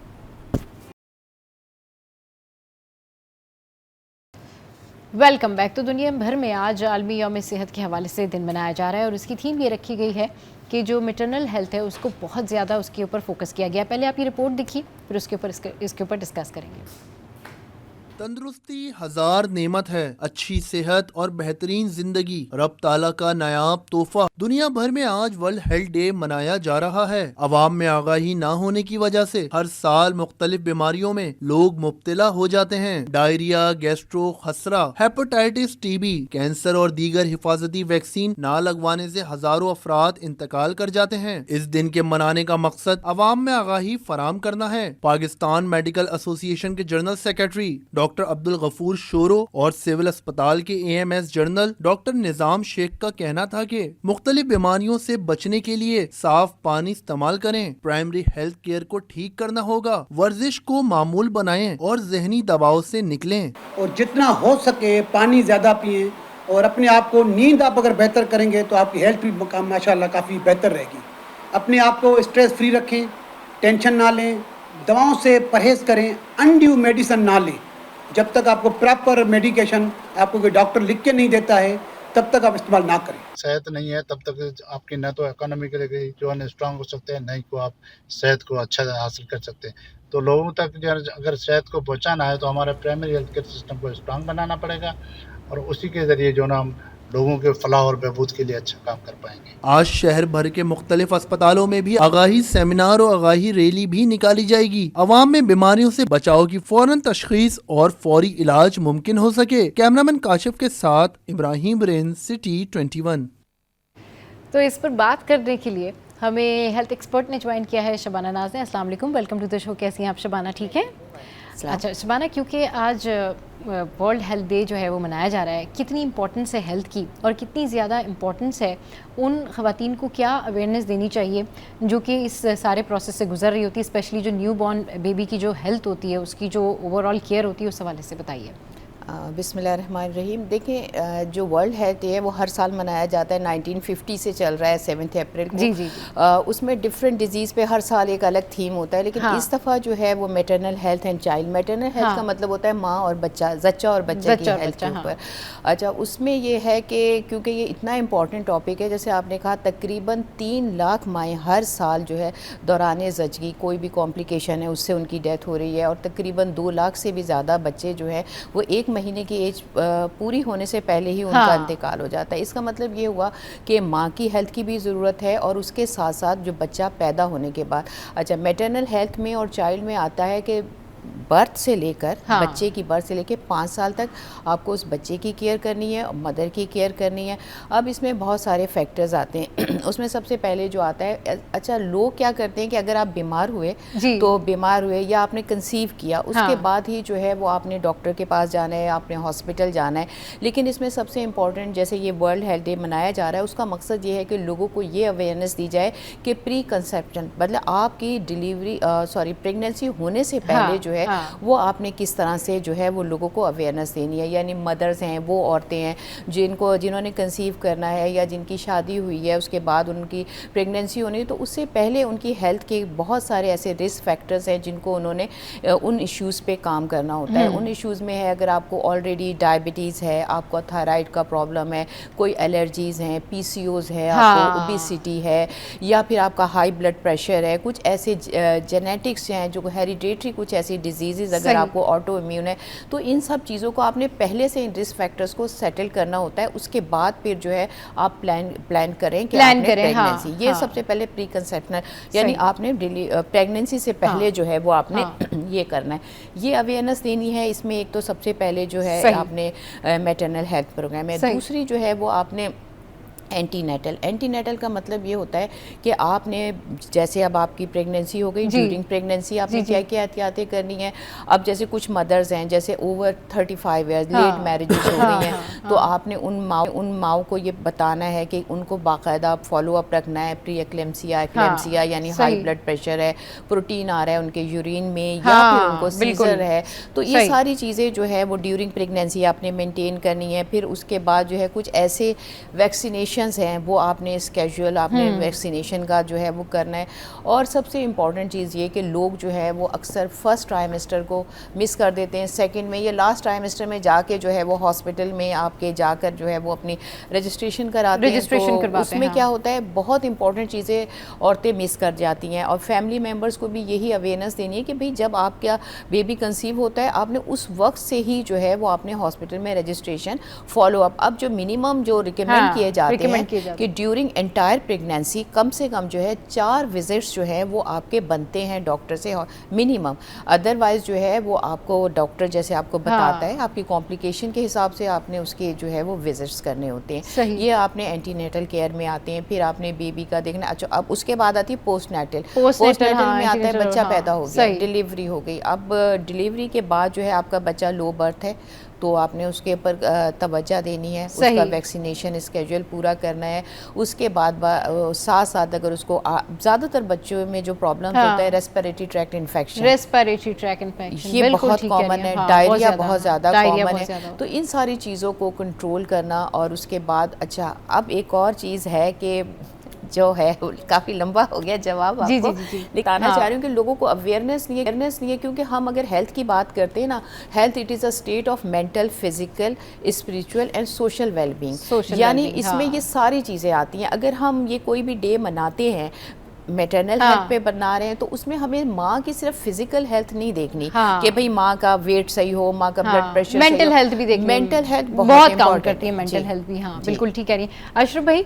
जिस तरह से आज आलमी यौम सेहत का दिन मनाया जा रहा है उसमें और माँ और बच्चे की सेहत के ऊपर बड़ा फोकस किया गया है, वहीं जो अस्पतालों के मामलात हैं और जो इंतजामात हैं हमारे मुल्क में स्पेशली कराची में, मैं चाहूँगी कि उसके ऊपर आप ज़रूर बात करें क्योंकि यूजुअली हम देखते हैं कि कई सारी खबरें ऐसी हम रिपोर्ट करते हैं, आप लोग बताते हैं कि जी हॉस्पिटल में नेग्लिजेंस की वजह से किसी का बच्चा मर गया, किसी की जो है वो बीवी की डेथ हो गई। तो ये ज़रा बताएं कि ये कब ठीक होगा, ये अगर ठीक नहीं होगा तो फिर हम पहुँचेंगे कैसे ये मेंटल हेल्थ तक, और ये सारी जो चीज़ें डॉक्टर साहिबा बता रही हैं ये तो बाद की बात है ना, लेकिन पहले तो हमें अस्पतालों के निज़ाम को बेहतर बनाना है। नहीं बिल्कुल, जैसे डॉक्टर साहब बैठी हैं, मतलब मेरी बहन भी डॉक्टर हैं, यहाँ नहीं है, बाहर मलेशिया में है, तो बहुत बड़ा फ़र्क है। मैं बताऊँ आपको, हम कहीं भी जाते हैं मेरे पास बैक हैंड जिसे बोलते हैं रिपोर्ट कि मेरी हिस्ट्री क्या है, मुझे सांस की बीमारी है, मुझे क्या है। तो अगर आप बाहर, मैं बाहर भी रहा हूँ, मैं कुवैत में भी रहा हूँ, दुबई में भी रहा हूँ, तो उसमें ये है कि आपके पास हिस्ट्री होती है ना, तो डॉक्टर को उसकी ट्रीट करने में आसानी होती है। अब मैं अचानक से वहाँ पहुँच जाऊँगा ना, आपके पास कोई सारा मैनुअल सिस्टम है, किसको दिखा रहे हैं, क्या दिखा रहे हैं। एक यहाँ पे है जैसे आगा खान हॉस्पिटल, आप वहाँ जाएँ, कार्ड बनता है, आपकी हिस्ट्री पूरी आ जाती है, आप कब जाके सिर्फ कार्ड दिखाएंगे आपकी पूरी हिस्ट्री खुल जाएगी। आपको कोई एलर्जी है, कोई ये है, तो ये इंटरनेशनल सिनेरियो डॉक्टर साहबा भी बताएंगे कि इसी तरीके से होता है। हमारे यहाँ क्या है, जगह जगह, क्योंकि इट्स कॉल्ड अ बिजनेस, कि जितने भी हॉस्पिटल में बिजनेस चल रहा है ना, आप जाएंगे, आपको अजीब अजीब से टेस्ट कराएंगे, वो सब कराएंगे, तो आप बाहर का कंपैरिजन लें तो बहुत फर्क है ना। कुछ जो जरूरी टेस्ट होते हैं ना वो होते हैं। एक तो बाहर मुल्क में, यहाँ पे क्या फ़र्क है, बाहर क्या है, आपका मेडिकल फ्री है क्योंकि आप टैक्सेस देते हैं, उसके अगेंस्ट में आपको सर्विसेज गवर्नमेंट देती है। यहाँ पे तो कुछ है ही नहीं ना, आप टैक्स देते रहें, फ्री कुछ नहीं है। जब वो हॉस्पिटल के ऊपर कोई आपका टेक केयर नहीं है, कोई आपका वॉच डॉग नहीं है कि उसको देखने वाला क्या कर रहे हैं, वो भाई मरीज़ आया, अब वो सीजेरियन कर दो, उसका ये कर दो, उसका ये टेस्ट करा दो, बच्चा भी पैदा हुआ है, उसके लिए आपको इंक्यूबेटर चाहिए, अब यहाँ पे नहीं है। सही, कोई सेहत का इस तरह से कोई निज़ाम नहीं है। तो अशरफ भाई हमारे साथ मौजूद हैं, आपका शुक्रिया। डॉक्टर शबाना नाज मौजूद हैं, आपका शुक्रिया। यहाँ वक्त हुआ एक ब्रेक का।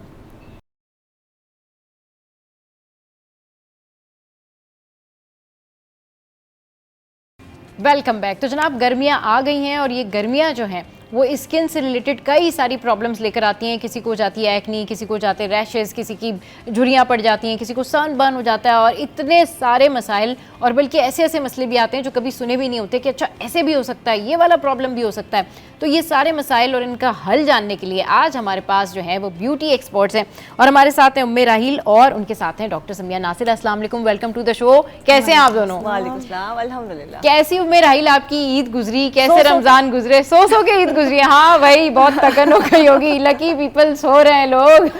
आपकी कैसी गुजरी साहिबा? होती नहीं गुजरी। अच्छा। मिलना जुलना, फैमिली की मीटअप्स, क्योंकि डेफिनेटली हमारा एक बिजी स्केड्यूल होता है, हाँ। हम आम हालात में मुलाकात नहीं कर पाते, तो प्रेफर ये करते हैं कि ईद के ओकेजन पे सबके घर ज़रूर आए जाएं। सबके घर ज़रूर आए जाएं। भाई आप भी हमें कॉल कर सकते हैं, हमारे साथ उम्मे राहिल मौजूद है, हमारे साथ डॉक्टर सामा यासिर मौजूद हैं, और आज इन दोनों से ना सारे आप लोगों के जो प्रॉब्लम्स हैं ना वो पूछ लेने कि भाई गर्मियों में किस तरह स्किन का ख्याल रखा जाए।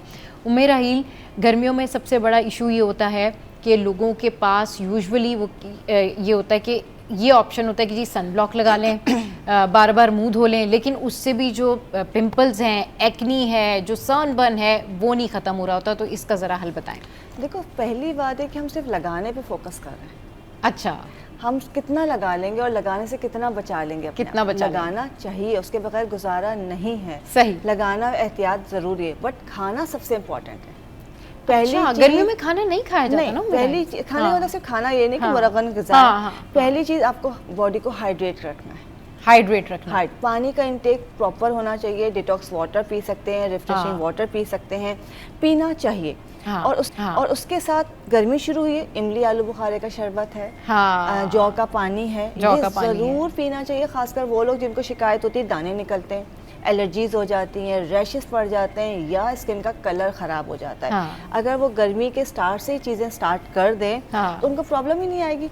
सही, ये बिल्कुल सही कह रही हैं कि प्रॉब्लम नहीं आएगी। अच्छा, जो सनबर्न होता है, जो होता है ना कि पैची स्किन होती है, उसके लिए क्या करें? वो यूजुअली गर्मियों में बहुत कंप्लेन आती है। अच्छा, कोई कॉमन है, ऐसे गर्मी इतनी है, पसीना आता है, आपने प्रॉपर क्लेंजिंग करनी है। प्रॉपर क्लेंजिंग का मतलब है कि दिन में 2 दफ़ा तो आपने मुंह धोना ही धोना है, अच्छी तरह से। अच्छा, सिर्फ पानी से मुंह नहीं धोना है, 2 दफ़ा अच्छे से माइल्ड से फेस वॉश के साथ आपने मुंह धोना है। सही। सन स्क्रीन, सन ब्लॉक आपने कहा बिल्कुल लगाना चाहिए। अच्छा, हाइड्रेशन के लिए जैसे आप पानी तो पी रहे हैं, लेकिन मॉइस्चराइजर, लाइट वेट मॉइस्चराइजर भी आपको अप्लाई करना है। अच्छा, कहते हैं मॉइस्चराइजर लगाएंगे तो स्किन चिकनी हो जाएगी। लाइट वेट का मतलब है वाटर देखो, सिलेक्शन है, सही बात है। आपने सेलेक्ट करना, ये नहीं कि आप लगा रही हो मैं लगा रही हूँ, ये सब एक चीज लगा रहे, नहीं लगा सकते। आपने स्किन के हिसाब से सेलेक्ट करना है।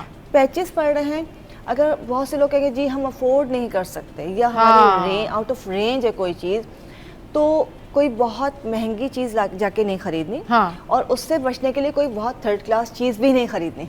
ये बहुत अच्छी बात की कि अगर आपको कोई एक्सपेंसिव चीज़ अफोर्ड नहीं कर सकते तो फिर ये ना करें कि आप उससे बचने के लिए कोई और ऐसी लोकल प्रोडक्ट यूज़ करें जो बहुत फिर आपको नुकसान ही हो जाए, नुकसान पहुंचाता है। उसकी जगह आप ये कर सकते हैं, दही घर में होता है, दही का मसाज कर लीजिए।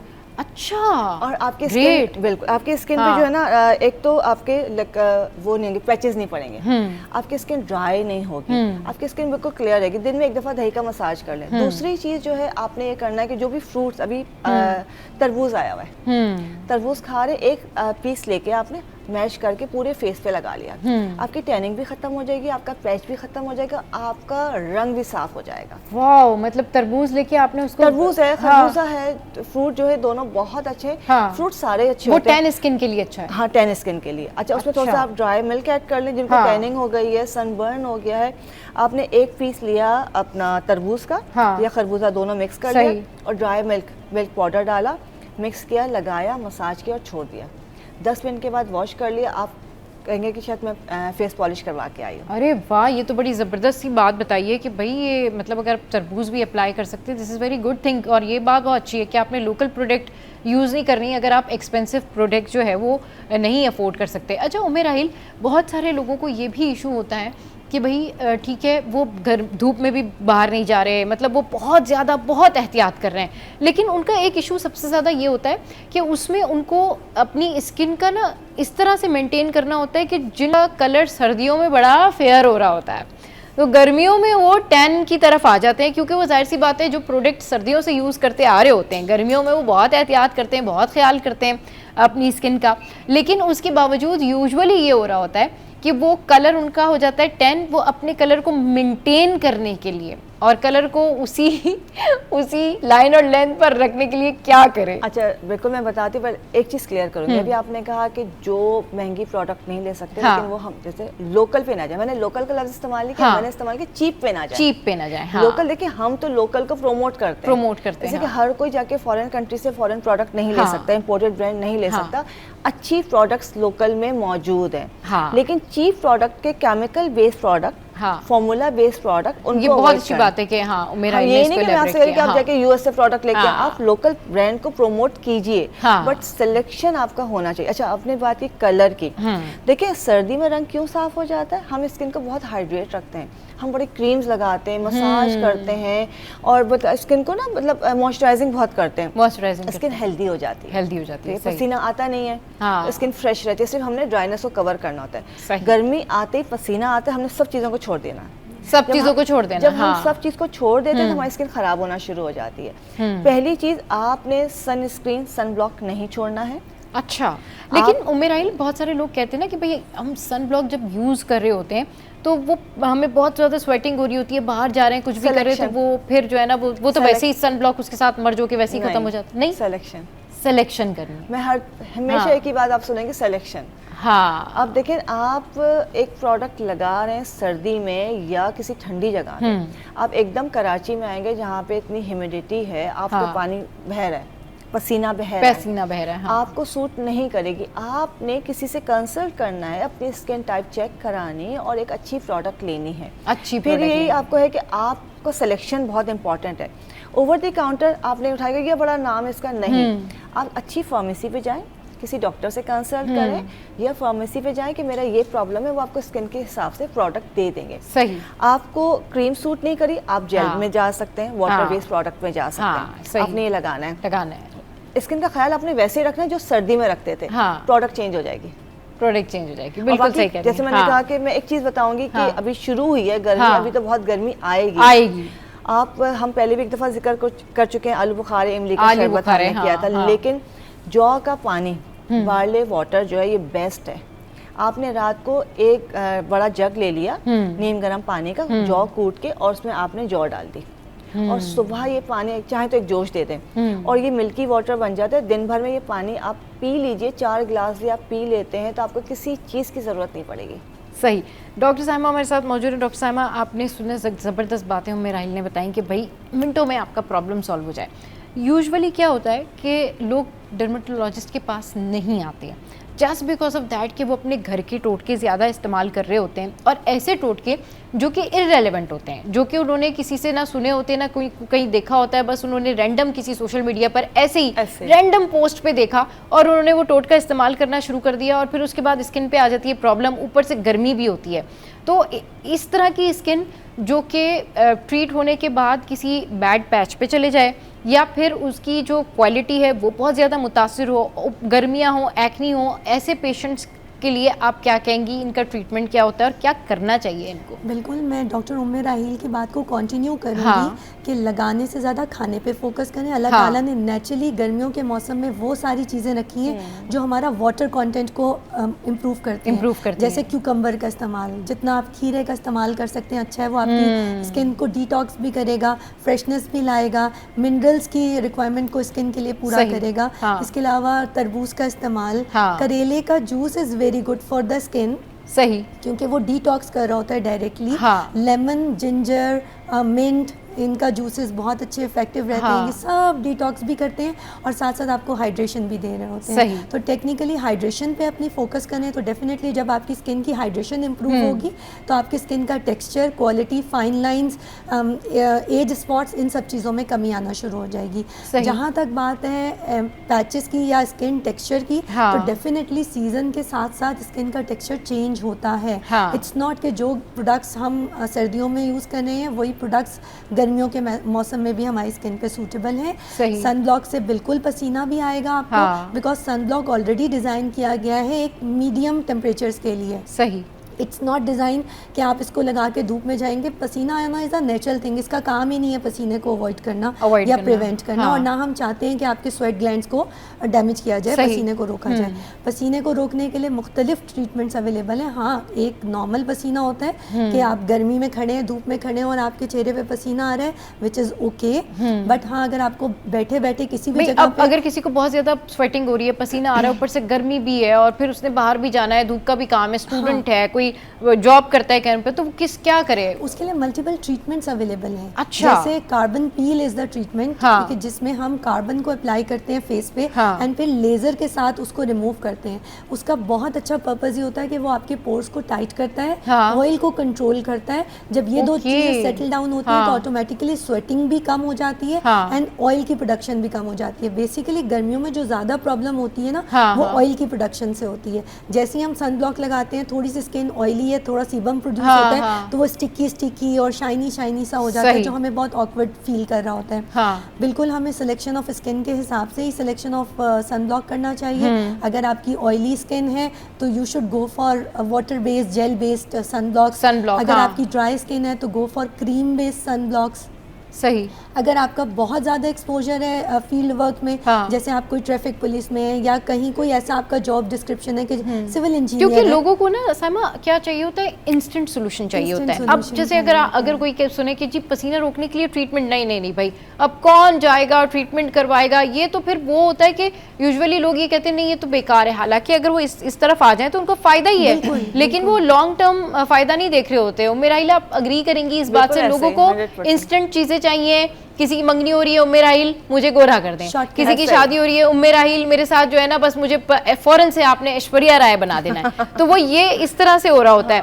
ये कितना बड़ा आप देखती हैं कि जो आपके पास आते हैं जो कंप्लेन लेकर के भाई हमारे साथ ये प्रॉब्लम है, ये प्रॉब्लम है, हो जाता है इंसान 10 दिन में गोरा, 20 दिन में गोरा हो जाते हैं? नहीं, हम लोग साफ कह देते हैं कि आपने जैसे खासकर ब्राइड्स भी अगर होती हैं या कोई फंक्शन भी है, 3 मंथ्स तो आपने मिनिमम अपने आप को देने हैं।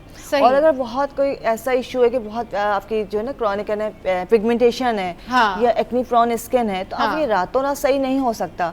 3 से 6 महीने लगते हैं। लिफ्टिंग यानी कि आप अभी जाएंगे और बाहर निकलेंगे, लिफ्ट सर्जरी नहीं है। सर्जरी के बाद भी आपको 1-2 महीने घर में बैठना है। तो ऐसी कोई चीज़ दुनिया में नहीं है कि अभी करेंगे और अभी आप बिल्कुल चेंज हो जाएंगे। आपको अपने आप को टाइम देना है। हाँ, स्किन फ्रेश हो सकती है, फ्रेश हो सकती है स्किन। हाँ, आर्टिफिशियली हम कहते हैं एक्सटेंशंस लगा रहे हैं, वो इंस्टेंट आपको रिजल्ट दे रहा है। हाँ। बाकी कोई चीज़, हद तक कि अगर मैं आप बात करूँ बोटॉक्स की, वो भी 2 वीक्स के बाद रिजल्ट आता है। 2 वीक्स के बाद? अच्छा, मतलब जो बताएंगे जी। चलिए जी, बड़ी ज़बरदस्त डिस्कशन हो रही है। यहाँ पर ब्रेक आ गया है और हमारे साथ डॉक्टर साइमा है, उम्मे राहिल मौजूद है। और मुझे अभी पता चला है कि जो बोटॉक्स का रिजल्ट है वो 2 हफ्ते के बाद आता है। मुझे ऐसा लगता है शायद लोगों ने बोटॉक्स कराया और फौरन से शायद वो चेंज हो गया। ऐसा नहीं होता जी। मेरी तरह आप भी अपनी जो है वो गलतियाँ करेक्ट कर लें, क्योंकि उम्मे राहिल और डॉक्टर साइमा यहाँ पर मौजूद है। आपने कहीं नहीं जाना, हमारे साथ रहना है। Welcome back. तो डॉक्टर साइमा और उम्मे राहिल हमारे साथ मौजूद है और हमारी कोशिश ये है कि जितने भी सारे सवालात हैं ना आज पूछ लिए जाएं। आज इनसे जो है वो बहुत सारी नॉलेज हमें मिल जाएगी।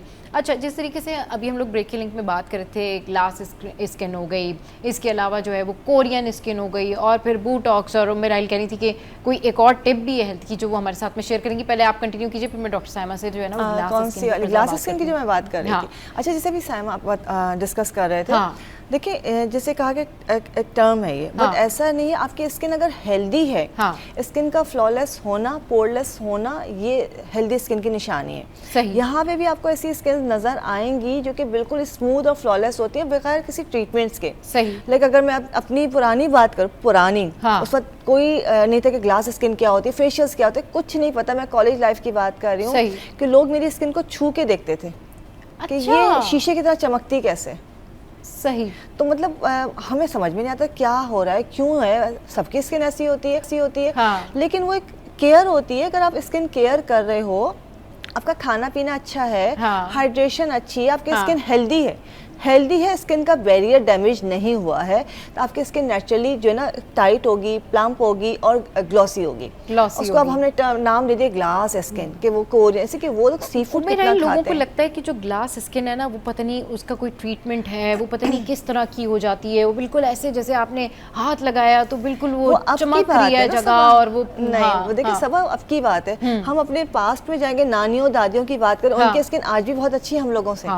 इसलिए उन लोगों ने अपनी स्किन के बैरियर डैमेज नहीं किए। साइमा इस बात को एग्री करेंगी। हम लोगों ने, हमारी बच्चियों ने या जनरेशन ने ना ट्रीटमेंट्स कर करके, प्रोडक्ट का यूज कर करके स्किन को डैमेज कर दिया है। तो उसको सही करने के लिए फिर हम उसी पे जा रहे होते हैं, तो फिर ये अपने स्किन को जितना नेचुरल रखेंगे, जितना उसकी केयर करेंगे, नेचुरली करेंगे, प्रोडक्ट या ट्रीटमेंट उस वक्त करें जब आपको ज़रूरत है, और जो ज़रूरत है वही करें। अच्छा उमेराइल, बोटॉक्स और फिलर में क्या फ़र्क है?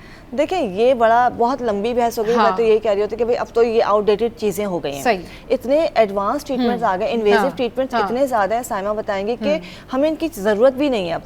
लेकिन बोटॉक्स जो है फ्रीजिंग एक आपका होता है कि आपके रिंकल्स को, आपकी स्किन को टाइट कर देता है, रिंकल्स को खत्म कर देता है। लोग बोटॉक्स और फिलर को मिक्स कर देते हैं कि गाल बड़े हो गए तो उन्होंने बोटॉक्स करवा लिया। अरे भाई वो बोटॉक्स नहीं, फिलर एक अलग चीज़ है। फिलर से आप लाइंस को भरते हैं, ये फोल्ड्स को भरते हैं, चीक्स को प्लम्प करते हैं, वो भी आउटडेटेड हो चुका है। अब कोलेजन थ्रेड्स आ गए हैं, आपके प्रोटीन थ्रेड्स आ गए हैं, ये सारी चीज़ें वो हैं जो नेचुरली आपको बगैर किसी आर्टिफिशियल लुक के आपको एक नेचुरल लुक देती है, आपकी स्किन लिफ्ट हो जाती है। दूसरी चीज़ बोटॉक्स हो या फिलर हो, ये रातों रात रिजल्ट नहीं देते। ये जो कहते हैं जी अभी गए कल तो ऐसा था, आज ये हो गया। अच्छा दूसरी एक और बात सुनने को मिलती है, आप खुद बैठी होती हैं, आप इंस्टा पे देख लेंगे, सर्जरी करवा ली, 2 दिन पहले नहीं थी, 2 दिन बाद सर्जरी हो गई। सर्जरी का डाउन टाइम 1 और 2 मंथ्स होता है। आप आज करवा के वो फलाने करवाई, कल नहीं थी, आज सर्जरी हो गई। भाई 24 घंटे में कौन सी सर्जरी होती है? सही बात है। या बोटॉक्स फिलर, ये तो साइमा बताएंगे कि एक दिन में कोई बोटॉक्स रिजल्ट नहीं देगा। लोग कहते हैं कल शादी है बोटॉक्स कर दो, कैसे होगा? वो तो आपको 1 वीक 2 वीक इंतजार करना पड़ेगा। एटलीस्ट 20 डेज तो आप दें। मतलब देखिए बोटॉक्स का तकरीबन 7 डेज से लेके 10 डेज का टाइम होता है, फिर आपके स्किन पे रिजल्ट आता है, वो अपना काम शुरू करता है। और फिलर को क्यों मना करते हैं? डाउन टाइम की बात करते हैं। फिलर कराएंगे, वो एक चीज भरी जाती है, हाइलोनिक आपको फिल किया जाता है आपके गैप्स के अंदर, जो शेप किया जाता है। अगर आप फौरन बहुत ज्यादा मूवमेंट करेंगे, आपकी एक्सप्रेशन होंगे तो मूव कर जाएगा।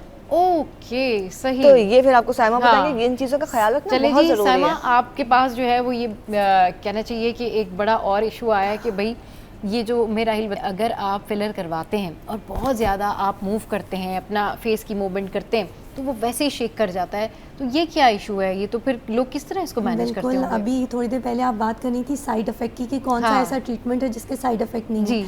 मैं कहती हूँ कोई भी आप ट्रीटमेंट दुनिया को उठाएं, उसका साइड इफेक्ट हो सकता है अगर आपने प्रॉपर एहतियात नहीं की according to instruction given by the health care provider. जो आपको वो ट्रीटमेंट कर रहा है वो आपको आफ्टर केयर भी बताता है कि कैसे आपने एहतियात करनी है और किन चीज़ों की वजह से आप नुकसान में आ सकते हैं। तो definitely Botox is the treatment, जिसके बाद हम एक आफ्टर केयर बताते हैं। आपने 6 घंटे तो अपराइट रहना है, अपने सर को बहुत ज़्यादा मूव नहीं करना है, सर को झुकाना नहीं है, सिजदे वाली मूवमेंट नहीं करनी है, जिमिंग नहीं करनी है। और जो आपकी इमीडिएट रात होती है, क्योंकि 24 आवर द क्रिटिकल टाइम होता है जिसमें आपने बोटॉक्स को सेटल डाउन होने देना है उन फाइबर्स में कि जहाँ हमने उसको डाला है, ठीक है। वरना वो क्या करता है, वो पेनिट्रेट करता है, वो जिस जगह पे आएगा उस जगह के मसल को पैरालाइज कर देगा। फिर अनवांटेड साइड इफेक्ट आते हैं, किसी की आँख टोसिस हो जाती है, यानी आईलिड नीचे गिर जाता है, किसी की एक आईब्रो ऊपर हो जाती है, किसी की एक आईब्रो नीचे हो जाती है, एंड दे से डॉक्टर आपने सही नहीं किया। It's not the doctor, it's the after care that you haven't done. सही। ये बड़ा एक इशू होता है कि हमारी जितनी भी एक्ट्रेस हों, सेलिब्रिटीज हों, या कोई भी अगर बोटॉक्स करवा के और उसका बोटॉक्स खराब हो जाए, तो वो ये होता है कि जी आप कौन से डॉक्टर, ये फैक्ट है डॉक्टर साइमा, लोग पूछते हैं आप कौन से डॉक्टर के पास गए थे, तो वो फिर शायद ये भी एक इशू होता है जो कि डॉक्टर साइमा ने हमारे साथ पे शेयर किया कि भाई लोग बाद में आफ्टर दी बोटॉक्स उसकी केयर नहीं करते। तो कितनी केयर करनी पड़ती है? तो फिर इंसान मतलब ठीक है सारे लोग कराएं भाई, ये ना हो कि भाई सभा ने ये कह दिया कि बोटॉक्स कराना, मगर ये तो एक स्ट्रेस है, मेंटल स्ट्रेस है। मतलब ये कितने दिन तक कैरी करना पड़ता है? Only for 24 hours, only for 24 hour आपकी स्ट्रिक्ट केयर है। उसके बाद आप अपनी नॉर्मल डेली रूटीन के काम करते हैं। हाँ, उसके 100% रिजल्ट आने में 7 to 10 डेज का टाइम लगता है, जिसमें हम बता देते हैं कि पहले दिन आपको थोड़े से रिंकल कम हो जाएंगे। अच्छा, लोग एक और बड़े मजे का काम करते हैं, बोटॉक्स कराने के फौरन बाद बार-बार यूं एक्सप्रेशन देके खत्म हुई लाइंस के नहीं हुई, हम कहते हैं ना करें, चेक नहीं करें, वो जाएंगी आहिस्ता जाएंगी। जितना आप मूव करेंगे, एक्सप्रेशन देंगे, वो पेनिट्रेट करके किसी और मसल में पेनिट्रेट करके। बल्कि ये तो बड़ा चलें ठीक है, बोटॉक्स कराएं, बिल्कुल कराएं, लोगों को खूबसूरत रहने का, खूबसूरत बनने का बड़ा हक है, लेकिन जो आपकी जो नेचुरल लाइंस होती हैं, वो उसकी जो ब्यूटी होती है वो भी कहीं ना कहीं एक अलग ही बात होती है, वो आपको फिर एक्सप्रेशन एक्सप्रेशंस नहीं आ रहे होते। अच्छा, फ्रीज ना करें ना दिस इज द थिंग जो प्री जुविनेशन में आती है। बहुत सारे आपने छोटे बच्चे भी देखे होंगे, 17-18 साल के बच्चे हैं, वो ओवर एक्सप्रेशंस दे रहे होते हैं, यानी यूं बहुत ज्यादा करते हैं, तो उनकी बिफोर एज लाइंस आ जाती हैं जो उनको एजिंग का सिम्टम देती है। बोटॉक्स हर एक के लिए नहीं है, मैं ये नहीं कहूंगी कि हर एक को करा लेना चाहिए, बट हाँ अगर कोई एक्सेसिव मसल्स का यूज कर रहा है और उसकी फ्राउन लाइंस आ रही हैं या 11 लाइंस आ रही हैं या क्राउ लाइन फीट्स की लाइंस आ रही हैं, तो उनके लिए बेस्ट ट्रीटमेंट है। उनके लिए ये बेस्ट ट्रीटमेंट। चले जी, डॉक्टर साइमा और उम्मे राहिल हमारे साथ इस वक्त यहाँ मौजूद थी। बहुत शुक्रिया आपका, आप लोग हमारे शो पर आए और आज हमने ढेर सारी बातें की और बोटॉक्स को और गर्मियों में स्किन की केयर कैसी करनी चाहिए इसको अच्छी तरह एक्सप्लोर किया। ज़रूर बताइएगा कि ये जो सेशन है आपको कैसा लगा। सोशल मीडिया पर ज़रूर फीडबैक दीजिएगा। यहाँ वक्त तो एक ब्रेक का, ब्रेक के बाद जब वापस आएंगे तो एक और आम टॉपिक आपके साथ में डिस्कस करेंगे। आपने कहीं नहीं जाना, हमारे साथ रहना है।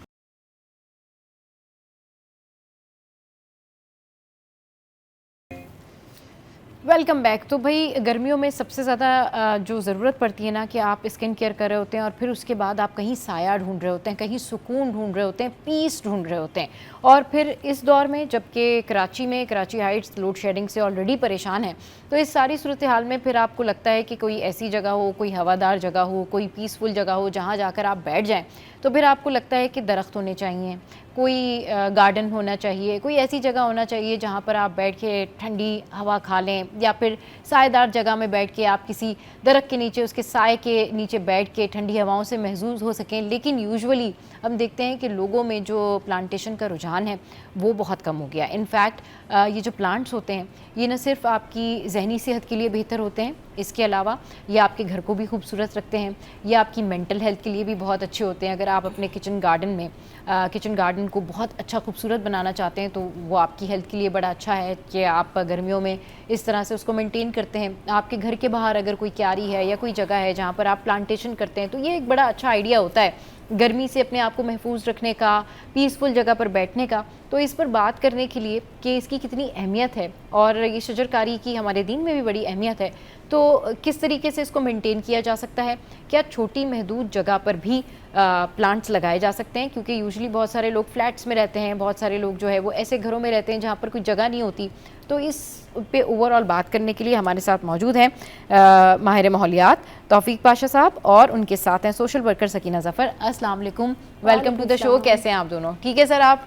बिल्कुल जी, शुक्र है अल्लाह का। सर जिस तरीके से अभी मैंने बात की कि अब गर्मियों की आमद है, बल्कि गर्मियाँ आ नहीं रही, गर्मियाँ आ गई हैं, तो अब क्या करना चाहिए इस रुझान को बढ़ाने के लिए और पीस हासिल करने के लिए? क्योंकि अगर देखें तो लोड शेडिंग भी ज़ोरों पर होती है और फिर जिस तरह से हमारा जो एक एटमॉस्फेयर है, मतलब कराची हाइट्स की जो ज़िंदगी है, बिज़ी हैं, टेंशन है, परेशानियां हैं, और पीस के लिए लोग सोशल मीडिया का रुख करते हैं कि जी हम कोई अच्छी सी रील देख लें, कोई यूट्यूब के ऊपर कोई अच्छा सा कुछ मूवी देख लें या ऐसा कुछ कर लें, बट एक्चुअल में जो इनर पीस है वो नेचर के करीब ही होता है। तो क्या करना चाहिए? जी बिल्कुल, देखें इसमें दो तीन कॉन्सेप्ट्स आ गए जी।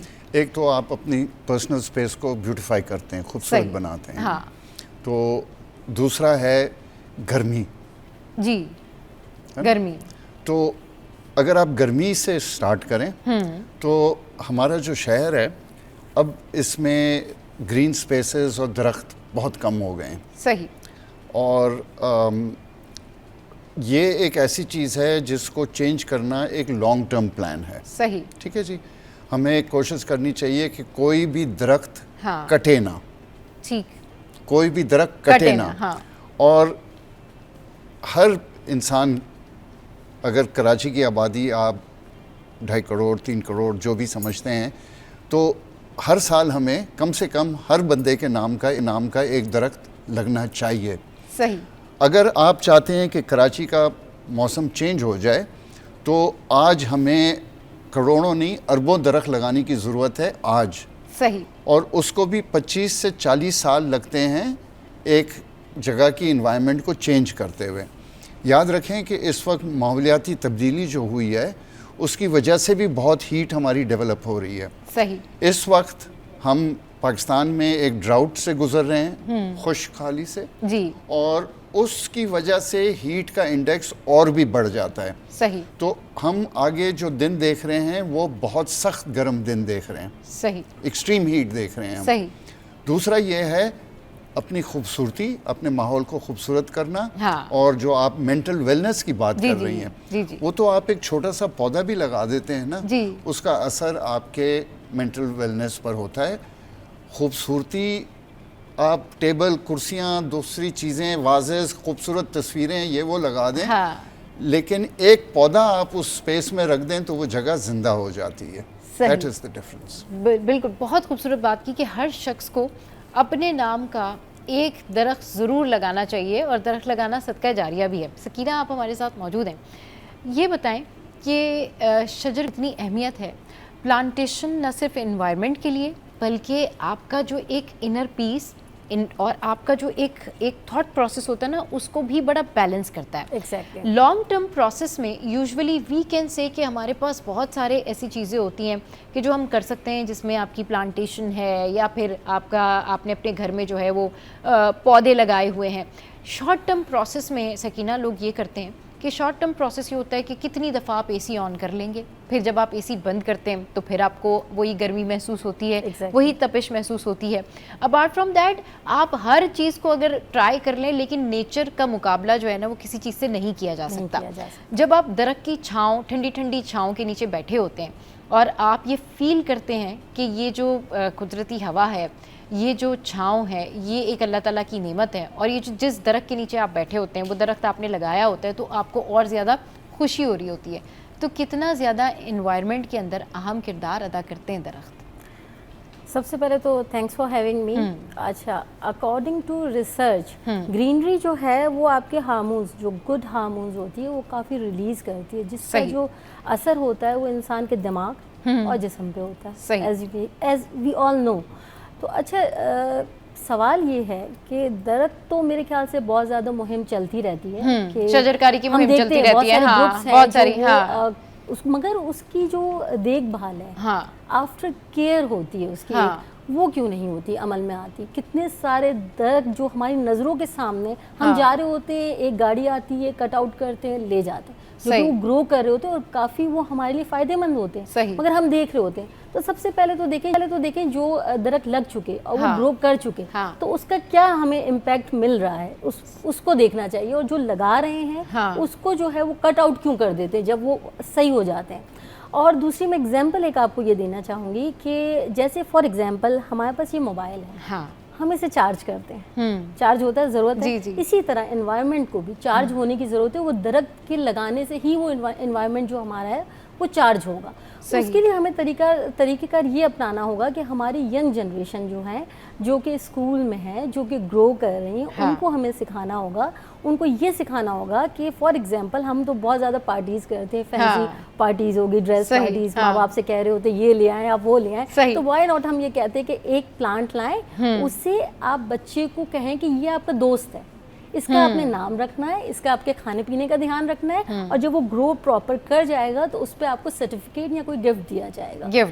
ये इतनी ज़बरदस्त बात है कि वो बच्चा जो है, एक तो वो प्लांट से बड़ी दोस्ती हो जाएगी उसकी, हाँ, और वो हर बच्चे के अंदर ये आदत डेवलप हो जाएगी। ये एज अ पेरेंट भी करना है, हाँ, एज ए स्कूल टीचर्स जो इंतज़ामिया उनको भी करना चाहिए, मेरा मानना है। सही, बिल्कुल। और बहुत अच्छी बात की है सकीना ने कि आपको चाहिए कि एक छोटा प्लांट लेकर आएँ और गिफ्ट करें बच्चों को, और उनको बताएं कि ये आपका फ्रेंड है, आपने इसका ख्याल करना है, और जब वो ग्रो करेगा और जब वो बड़ा होगा उसका इम्पैक्ट आपको नज़र आएगा, तो एक आपको इनर सेटिस्फेक्शन भी होगी, आपके लिए सवाब का काम भी है, और आप दूसरों के लिए जो है वो भी बहुत अच्छा इन्वायरमेंट क्रिएट करके जाते हैं। सर, ये भी कहा जाता है कि जो दरख्त होते हैं ना वो सैकड़ों साल ज़िंदा रहते हैं, उनकी लाइफ बहुत ज़्यादा होती है। तो अगर आप चाहते हैं कि आप अपने ख़ानदान वालों को कोई अच्छा गिफ्ट दें तो आप दरख्त भी लगा सकते हैं और दरख्त लगा के भी तोहफा दे सकते हैं। तो दरख्त लगाना, घर में दरख्त लगाना, अपने घर वालों के लिए जो है वो इस तरह से ग्रीनरी करना या फिर गार्डन बनाना, ये किसी के लिए तोहफा हो सकता है। जी बिल्कुल जी। देखें, जब अल्लाह ताला ने इस दुनिया को तख्लीक की थी, हाँ, अर्थ, प्लैनेट अर्थ, जी, ठीक है, सबसे पहले उसने इसमें पानी दिया था हमें, सही, क्योंकि पानी जिंदगी है, हाँ, उसके बगैर और चीज़ें डाल देते कोई चीज़ नहीं चलती, क्योंकि पानी की ज़रूरत थी, पानी की ज़रूरत थी। और पानी के बाद जो सबसे पहले चीज़ इस ज़मीन पर बनी है वो ग्रीनरी, प्लांट लाइफ, सही, ठीक है ना। और दरख्त आए, after a little period of time दरख्त आए। दरख्त आए, तो ये तो बाकी सब इंसान और बाकी जितनी मखलूक है वो बाद में आई। तो इट इज़ इम्पेरेटिव। अब जन्नत के बारे में जब बात किया जाता है तो एक गार्डन डिस्क्राइब होता है जन्नत जी, जहाँ पे खूबसूरती, सब्ज़ा होगा, दूध शहद की नहरें होंगी, लेकिन इट्स अ गार्डन। और earth is also a garden. दरख्त, मैंने 4000 साल पुराना दरख्त देखा है। मेरे पास अपने घर में 250-300 साल पुराने दरख्त हैं। Great. कराची में बहुत पुराने दरख्त हैं। एक बात याद करें कि हम जब बातें कर रहे होते हैं एसी, कितने लोग एसी हैं, कितने लोगों के पास एसी है? सर मेरे ख्याल में सबके पास ही होगा, लेकिन हाँ, कराची की कराची में जो अफोर्ड नहीं कर सकते, हाँ, 2.5 करोड़, क्योंकि बहुत सारे लोग ये होते हैं ना कि अगर वो खरीद उनको प्रॉब्लम 2.5 करोड़ की आबादी में से शायद 2-5 लाख लोगों के पास एसी है। एक सर्टेन एरिया में एक सर्टेन क्लास उसको यूज करती है। हाँ। हम बात करते हैं एक मर्तबा जब वो 2015 में जब हीट वेव आई थी, तो इसी तरह के एक प्रोग्राम में बैठे थे एक कॉन्फ्रेंस में, और एक वहाँ पे किसी ने कहा कि जी अगर हीट वेव आती है, बहुत गर्मी है, आप एसी वाले कमरे में चले जाएं। खुदा का खौफ करें जी, हम एसी के बारे में बात करते हैं, हम उस गरीब आदमी का तो सोचते ही नहीं है जो रोड पे चल रहा है। सोचेगा, बिल्कुल जो रोड पे चल रहा है आज भी। जबकि मैंने मेरे यंगर एज में, मेरे बचपने में मैंने देखा था, उस ज़माने में साइकिलों पर लोग चलते थे। आज भी साइकिल पे चलते हैं लोग, पैदल चलते हैं, धूप में काम करते हैं। उनका सोचे ना, हम एसी, बाहर हवा में आलूदगी है, चले जी एसी लगा दें, एक एयर प्योरीफायर लगा दें, वो आपको ऑक्सीजन बना के आपके कमरे में दे रहा है। तो ठीक है जी, इस जो हमारी जो ये पाकिस्तान की आबादी है, उसमें से एक 10% लोग हैं जिनके पास एसी है, तो क्या सिर्फ उनके पास हक है? लेकिन सर इशू ये ना कि जो 10% लोग हैं जो कि एसी यूज़ करते हैं, या जिनके पास इस तरह की फैसिलिटीज़ है, जो ये फैसिलिटीज़ अवेलेबल है उनके पास, मगर मसला ये है कि कब तक, क्योंकि हमारे जो शहर के हालात है उसमें तो लोड शेडिंग है, और जब दिन में आपके पास बिजली नहीं होती तो फिर आप तो यही सोचते हैं कि आप आर्टिफिशियल चीज़ों के ऊपर चले जाते हैं। जिसके पास पैसा है, ठीक है ना, वो तो दुनिया और आखिरत दोनों खरीद लेता है, सेहत भी खरीद लेता है और तालीम भी खरीद लेता है और माहौल भी खरीद लेता है। लेकिन वो एक बहुत छोटी परसेंटेज है। सही। हम जो अफोर्ड कर सकता है ना, वो तो फिर दुनिया भर में ही चले जाता है। वो घूमता है, हर जगह चले जाता है, हर चीज उसके लिए सिर्फ खरीदनी होती है और उसको मिल जाती है। जिसके पास वसाइल नहीं है, जो बस्तियों में, कराची के अंदर बस्तियों में 90% लोग बस्तियों में रहते हैं। यहाँ से आप निकल जाएं, आपके यहाँ अख्तर कॉलोनी है, उसके पीछे नीलम कॉलोनी है, उसके बाद पीछे वो कॉलोनी है, वो कॉलोनी है, वो कॉलोनी है।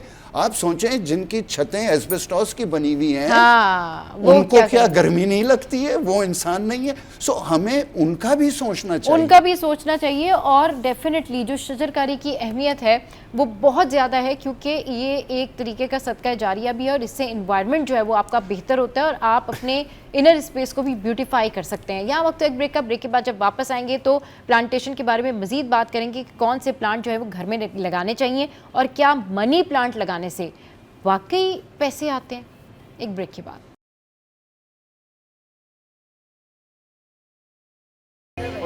Welcome back. तो शजरकारी की अहमियत पर हम बात कर रहे हैं, प्लांटेशन के हवाले से जो है वो हमने डिटेल में बात की। अब कुछ ऐसी मिथ्स के बारे में बात करते हैं जो बड़ी कॉमन है कि भाई कौन सा प्लांट जो है वो गुड लक के लिए होता है, कौन सा प्लांट लगाने से पैसे आते हैं, मनी प्लांट लगाने से जो है वो क्या होता है।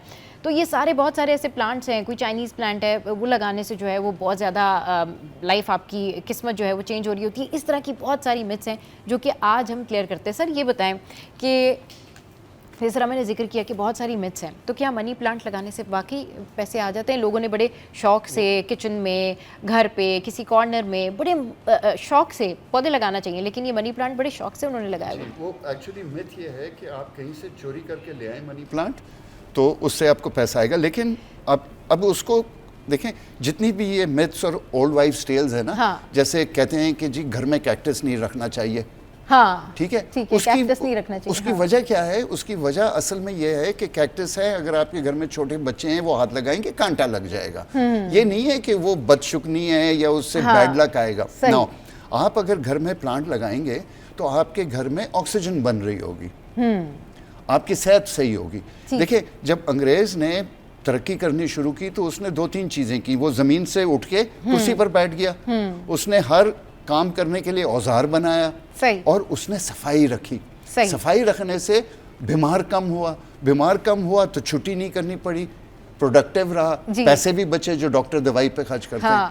आप घर में ऐसे पौधे रखें, जो कुछ तो ऐसे पौधे हैं जो रात में भी ऑक्सीजन बनाते हैं, जो आपके हवा में से जो टॉक्सिन्स हैं उनको एक्सट्रैक्ट करते हैं, तो डेफिनेटली उसका फायदा होता है 100%। मैं 1-2 बात और आई वुड लाइक टू से हुई है, क्योंकि शजरकारी, हम इस वक्त बहुत सख्त गर्म मौसम में हम हैं, और अगले 3 महीने 3.5 महीने सख्त गर्मी है। सही। और लोगों को, बहुत लोग जो हैं वो गलत एडवाइस भी देते हैं। हर चीज़ का सीजन होता है। सही। ठीक है, तो सीजन के हिसाब से काम करें। ऐसा ना हो कि अभी हमारी बातें सुन के कुछ लोग बाहर निकले और दरख्त लगाना शुरू कर दें। बहुत सख्त गर्मी है, ये शजरकारी का मौसम नहीं है। तो शजरकारी के मौसम का इंतजार करें। कौन सा मौसम होता है शजरकारी का? जो है, एक बहार होती है और एक सावन होता है। सही। फरवरी की 15 तारीख तकरीबन, अंदाजन ऊपर नीचे थोड़ा सा, क्योंकि हमारा मुल्क भी तो इस तरह लंबा है ना। हमारे यहाँ जो मौसम इस वक्त चल रहा है और ऊपर इस्लामाबाद में जो चल रहा है उसमें फ़र्क हो जाता है। सो अकॉर्डिंग टू इट, जो आपका बाहर का मौसम है ये शजरकारी का है, जो सावन का है। हमारे यहाँ तकरीबन 15 जुलाई, लेकिन हो सकता है 1 जुलाई से अबर आ जाता है, गर्मी की शिद्दत में कमी हो जाती है। उस वक्त जब वो अबर होता है, हीट होती है, उस किस्म की ह्यूमिडिटी हाई होती है, तो रूट्स ग्रो करते हैं। ये प्लांट का ग्रो करने का सीज़न होता है, तो that is the best time. हम बार बार ये कहते हैं कि सदका जारिया है जी, अल्लाह ताला पर है। आप कोई भी नेकी करें, ये सोच के ना करें कि मैं ये इसलिए कर रहा हूँ कि अल्लाह मुझे सवाब देगा, जन्नत में डालेगा। बिल्कुल, नेकी तो आपको आप अपने लिए, तो वो कॉन्सेप्ट नहीं होना चाहिए कि मैं ये इसलिए कर रहा हूँ कि मुझे इसका सवाब मिले। मुझे इसलिए करना चाहिए कि ये एक अच्छा काम है।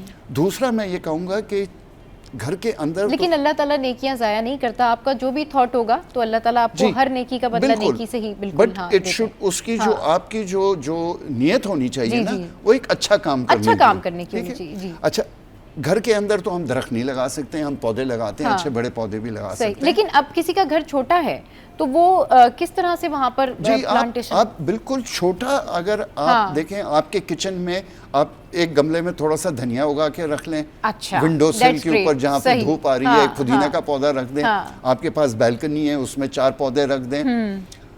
आपके पास कमरे के अंदर, जैसे आपने कहा मनी प्लांट, आप एक शीशे की बोतल लेकर उसमें मनी प्लांट ग्रो कर सकते हैं। आपको मिट्टी की भी जरूरत नहीं है। यानी कि आप ये कह रहे हैं कि ये एक मिथ है, मनी प्लांट से पैसे आने का कोई ताल्लुक नहीं है। एक और चीज़ भी मैं जो है वो क्लियर करती हूँ। ये बताएं सर, कहते हैं कि जिन घरों में दरख्त होते हैं उन घरों में बड़ी खुशहाली होती है, ग्रीनरी होती है, और पैसों के लिए तो मनी प्लांट हो गया, लेकिन इसके अलावा अगर आपने सेहत के लिए कुछ लगाना है तो भाई आप चमेली लगा लें या आप इस तरह के पौधे वौधे, ये क्या हमारे मजहब में भी कहा जाता है कि अपने आप को साफ रखो, खुशबू लगाओ। ठीक है ना।